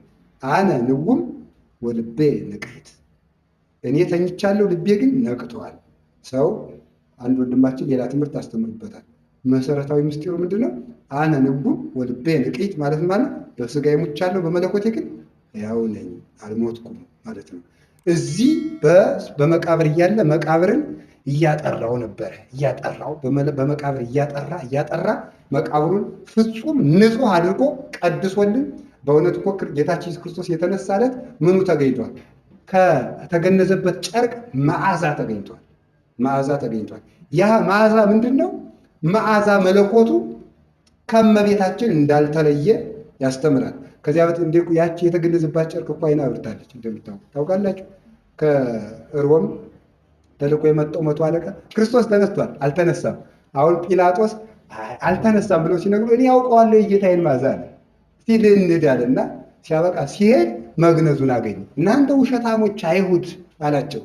ቢወስዱት ኑሮ በመግነዙ ጠቅልለው ይወስዱት ነበር እንጂ መግነዙ መች ይገኝ ነበር አላቸው። አይ አናውቅም እኛ እሱን ሲሉት ደግሞ እኔ የጌታዬን መዓዛ አውቀዋለሁ፣ ቆይ ላሽተው አለ ጲላጦስ። ቆይ ላሽተው ብሎ ሲያሸተው መዓዛው ልዩ የሆነ የመለኮት መዓዛ ሸተተ። ከመሸለት ወዲህ ሰው ከተቀበረ ከ3 ቀን በኋላ መዓዛ ይገኛል። ሰውዬ የእግዚአብሔር ስራው ስለሆነ ነው። ሲያሸት ይሄ እውነትም ተነስቷል መዓዛውን አወቅኩ ሲላቸው አይ ጲላጦስ ተሳስታል፣ ሰው እኮ አይጣ ላይ ድረስ ላለመመለስ ከወሰነ እንዲሁ የፈለገ ነገር ቢሆን ትምህርትን ተበጥጦ ቢጋት አይመለስም። አይጣ ላይ ድረስ ሰው ራሱ እምቢ ካለ በኋላ ምንድን ነው ያሉ? በዚህ ግድም ብዙ ጽጌረዳ ስላለ ያኔ የሸተተሃል። ያኛው ከሮም ተልኮ የመጣው 100 አለቃ አንድ አይና ነበርና እስቲኔም ላሽታት ብሎ ሲያሸት ነካ ስታደርገው አይኑ ቦግ አለችለት። የሚገርም ነው። መጨረሻ ላይ ደግሞ ያ ሲበራለት ያ ሲመሰክር አይኛው ውሸት ነው ብለው ደግሞ እምቢ አሉ። እንዴት ነው የተደረገው? እዚያ ሄደው የፈያታዊ ዘየማንን መቃብር ከፍተው ይሄው ተነሳ የምትለው እዚህ ያለን ክደኑት አላቸው። ጌታ ኢየሱስ ክርስቶስ ከደኑ ታተሙ። እኔ ከብርበት ብዬ አይደለም ክብርህን ትገልጥ ዘንድ ነው እንጂ ካለና ጸሎት ሲጸልይ ፈያታዊ ዘየማን ከውስጡ ሆኖ ክፈቱልኝ ብሎ ድምፅ ተጣራ ይላል።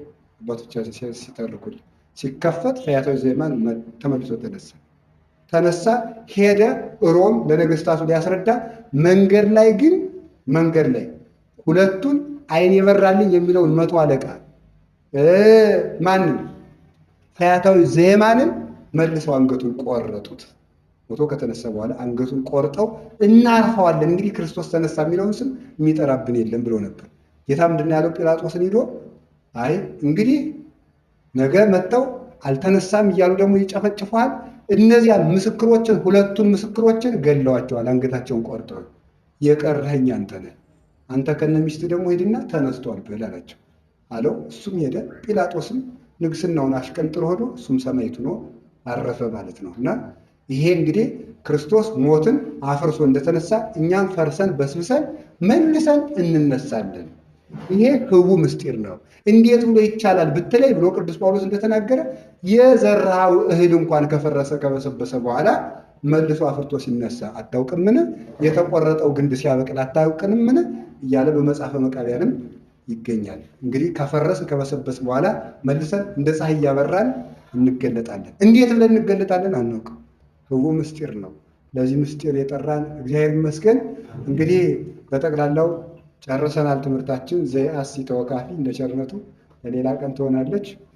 ዘየአሲ ጥምቀትን የሚሰጥ ተወካፊ ያንን ዋጋ አድርጎ የሚቀበል ጥምቀትን ራሱ ሰጥቶ ያንን ደግሞ ዋጋ አድርጎ ራሱ ይቀበል። ተጠመቀልኝ ብሎ የሚሸልም ዘየአሲ ስጋውን ደሙን የሚሰጥ ተወካፊ ያንን ደግሞ የራሱን አብልቶ ስጋዬን ደሜን ተቀበለልኝ ብሎ ደግሞ ያን ዋጋ አድርጎ የሚቀበል ዘየአሲ ሃይማኖትን የሚሰጥ ተወካፊ ደግሞ ሃይማኖተኛ ሆነልኝ ብሎ የሚሸልም ዘየአሲ ቤተክርስቲያንን የሚሰጥ ተወካፊ ደግሞ ኖረልኝ ብሎ የሚሸልም ዘየአሲ ሕግን የሚሰራ ተወካፊ ያን ተማረልኝ ብሎ የሚያከብር ዘየአሲ ሀብትን የሚሰጥ ተወካፊ በድሃው አድርጎ ደግሞ አድሮ የሚቀበል በድሃውም ላይ አድሮ ይለምናል፣ በሀብታውም አድሮ ይመጸውታል። ዘየአሲ ተወካፊ በዚያኛው አድሮ ይለግሳል፣ በዚህኛው አድሮ ደግሞ እየለመነ ይቀበላል። ዘየአሲ እውቀትን የሚሰጥ ተወካፊ ያንን ደግሞ አስተማሩልኝ ብሎ ዋጋ የሚከፍል ዘየአሲ ተማሪዎችን የሚማሩበትን ስልጣን የሚሰጥ ተወካፊ መልሶ ደግሞ ያንን ዋጋ አድርጎ የሚቀበል እንዲህ ያለ አባት ማን አለ በእውነቱ? ዘየአሲ ተወካፊ ዘየአሲ ዓይንን የሚሰጥ ተወካፊ በዚያ መጽሐፍ አነበቡልኝ ብሎ ዋጋ የሚከፍል ዘየአሲ ጆሮን የሚሰጥ ተወካፊ በዚያ ጆሮ ቃለ እግዚአብሔር ሰሙልኝ ብሎ የሚሸልም ዘየአሲ እግርን የሚሰጥ ተወካፊ በዚያ ሰገዱልኝ ብሎ ዋጋ ነው የሚከፍል ዘየአሲ እጅን የሚሰጥ ተወካፊ በዚያ አጨበጨቡልኝ በዚያ መጸወቱልኝ ብሎ ዋጋን የሚሰጥ እንግዲህ ይሄ ነው። ዘየአሲ አንደበትን የሚሰጥ ተወካፊ በዚያ ዘመሩልኝ ብሎ ዋጋን የሚቀበል እንግዲህ ብዙ ተሰጥቶናል። በእነዚህ እንድናፈራ እግዚአብሔር ይርዳል። እግዚአብሔር ልጆች ብዙ እግዚአብሔር ሳይሰጥ የሚቀበል አምላክ አይደለም። ስለዚህ እወቁበት። የሰጠውን እንግዲህ መዝሙር 36 ላይ ምን ይላል?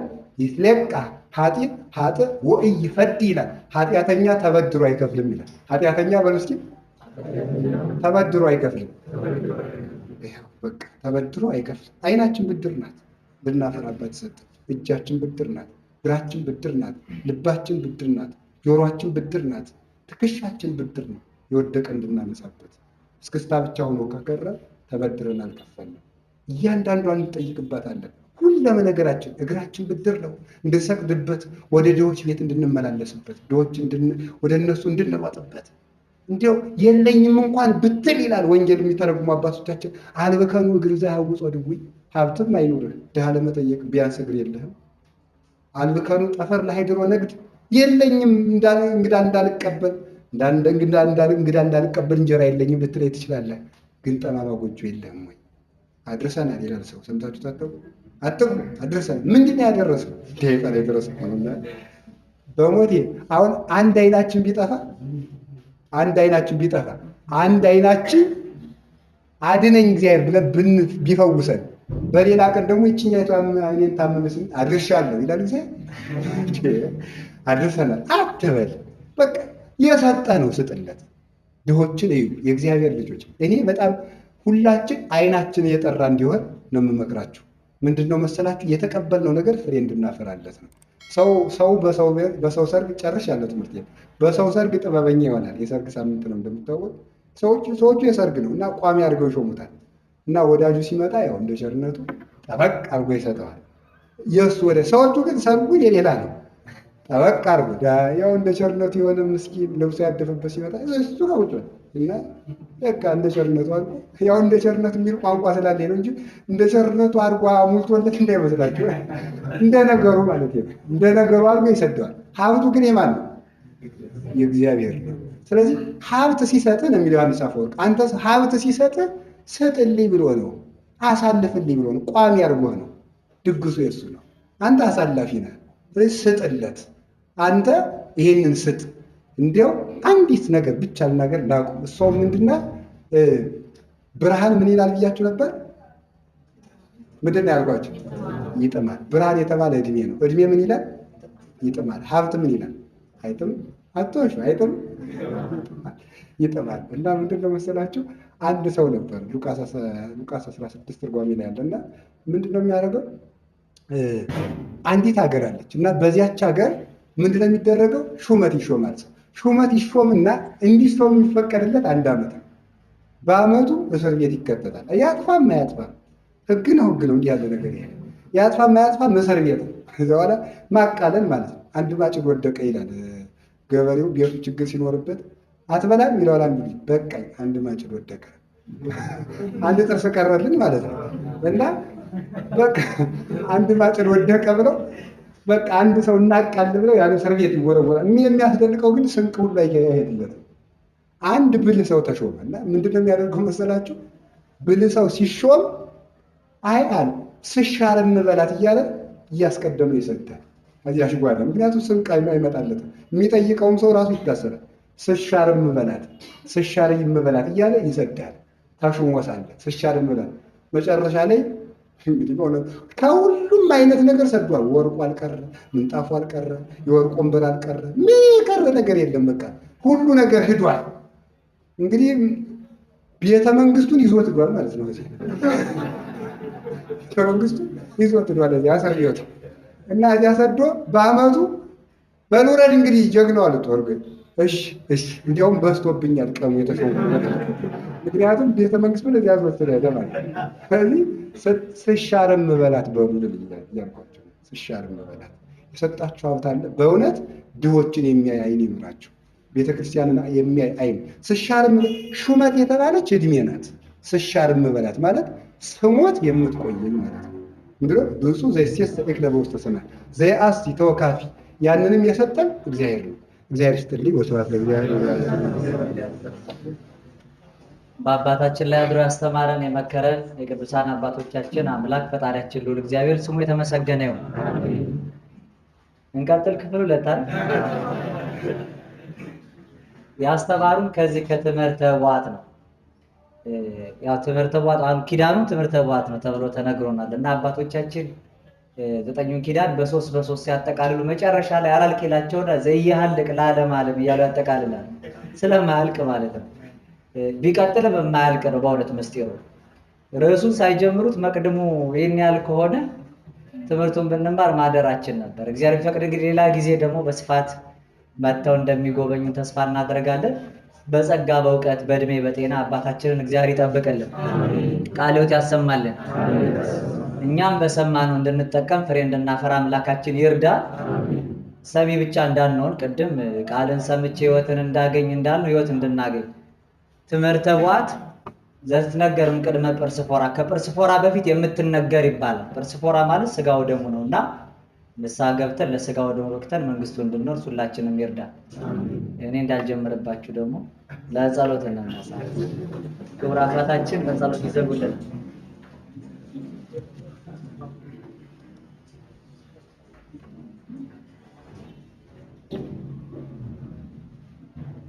ቅዱስ ቅዱስ ቅዱስ ተብለህ በአፈ መላእክት በደቂቀ አዳም የምትመሰገን የሰራዊት አምላክ እግዚአብሔር ሆይ እናመሰግናለን። የተማርነውን በልቡናችን እንድታጸናልን፣ የተራቡትን እንድታጠግብልን፣ የታሰሩትን እንድታስፈታልን፣ የተሰደዱትን እንድትጠብቅልን፣ ለሀገራችን ለኢትዮጵያ ሰላምን እንድትሰጥልን፣ የእናትህን ፍቅር በልቡናችን እንድትጽፍብን፣ መጨረሻችን እንድታሳምረው ቅዱስ ስምህን ኃጢአት ባደከመው ልሳናችን እንዲህ እያልን እንጠራሃለን። ስማን። አባታችን ሆይ በሰማያት የምትኖር ስምህ ይቀደስ፣ መንግሥትህ ትምጣ፣ ፈቃድህ በሰማይ እንደሆነች እንዲሁም በምድር ትሁን። የዕለት እንጀራችንን ስጠን ዛሬ፣ በደላችንን ይቅር በለን እኛም የበደሉንን ይቅር እንደምንል፣ አቤቱ ወደ ፈተና አታግባን ከክፉ ሁሉ አድነን እንጂ መንግሥት ያንተ ናትና፣ ኃይል፣ ክብር፣ ምስጋና ለዘላለሙ አሜን። እመቤታችን ቅድስት ድንግል ማርያም ሆይ በመልአኩ በቅዱስ ገብርኤል ሰላምታ ሰላም እንልሻለን። በሐሳብሽ ድንግል ነሽ፣ በሥጋሽም ድንግል ነሽ። አሸናፊ እግዚአብሔር እናት ሆይ ሰላምታ ላንቺ ይገባሻል። ከሴቶች ሁሉ ተለይተሽ አንቺ የተባረክሽ ነሽ፣ የማኅፀንሽ ፍሬ የተባረከ ነው። ጸጋን የተሞላሽ ክርስቶስ ደስ ይበልሽ፣ ልዑል እግዚአብሔር ካንቺ ጋር ነውና ከተወደደው ልጅሽ ከጌታችን ከመድኃኒታችን ከኢየሱስ ክርስቶስ ዘንድ ይቅርታና ምሕረት ለምኝልን ኃጢአታችንን ያስተሰርይልን ዘንድ ለዘላለሙ አሜን። ጌታችን መድኃኒታችን ኢየሱስ ክርስቶስ የካህናት አለቃ ኃጢአትን የሚያስተሰርይ ይቅር ባይ ለአባቶቻችን ለሐዋርያት ሥልጣነ ክህነትን የሰጣቸው በከበረ ደሙ ፈሳሽነት የዓለሙን ኃጢአት ይቅር ያለ በማወቅ ወይም ባለማወቅ የሠራችሁትን ኃጢአት ይቅር ይበላችሁ። አባቶቼ ካህናት፣ ወንድሞቼ ዲያቆናት፣ አባቶቼና እናቶቼ፣ ወንድሞቼና እህቶቼ ሁላችሁም ከኃጢአት ማሰሪያ የተፈታችሁ ሁኑ። እኔንም እናንተንም ለመንግሥተ ሰማያት የበቃ እንዲያደርገን 12 ጊዜ አቤቱ ማረን ክርስቶስ እንበል።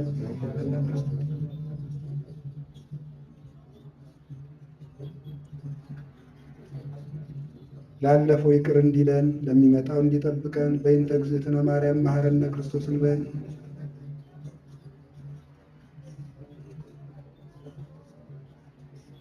ጌታዬ መድኃኒት ኢየሱስ ክርስቶስ የኔንም የሕዝብህንም ኃጢአት ይቅር በል። የማይሠራ ኃጢአት እግዚአብሔር ይፍታ።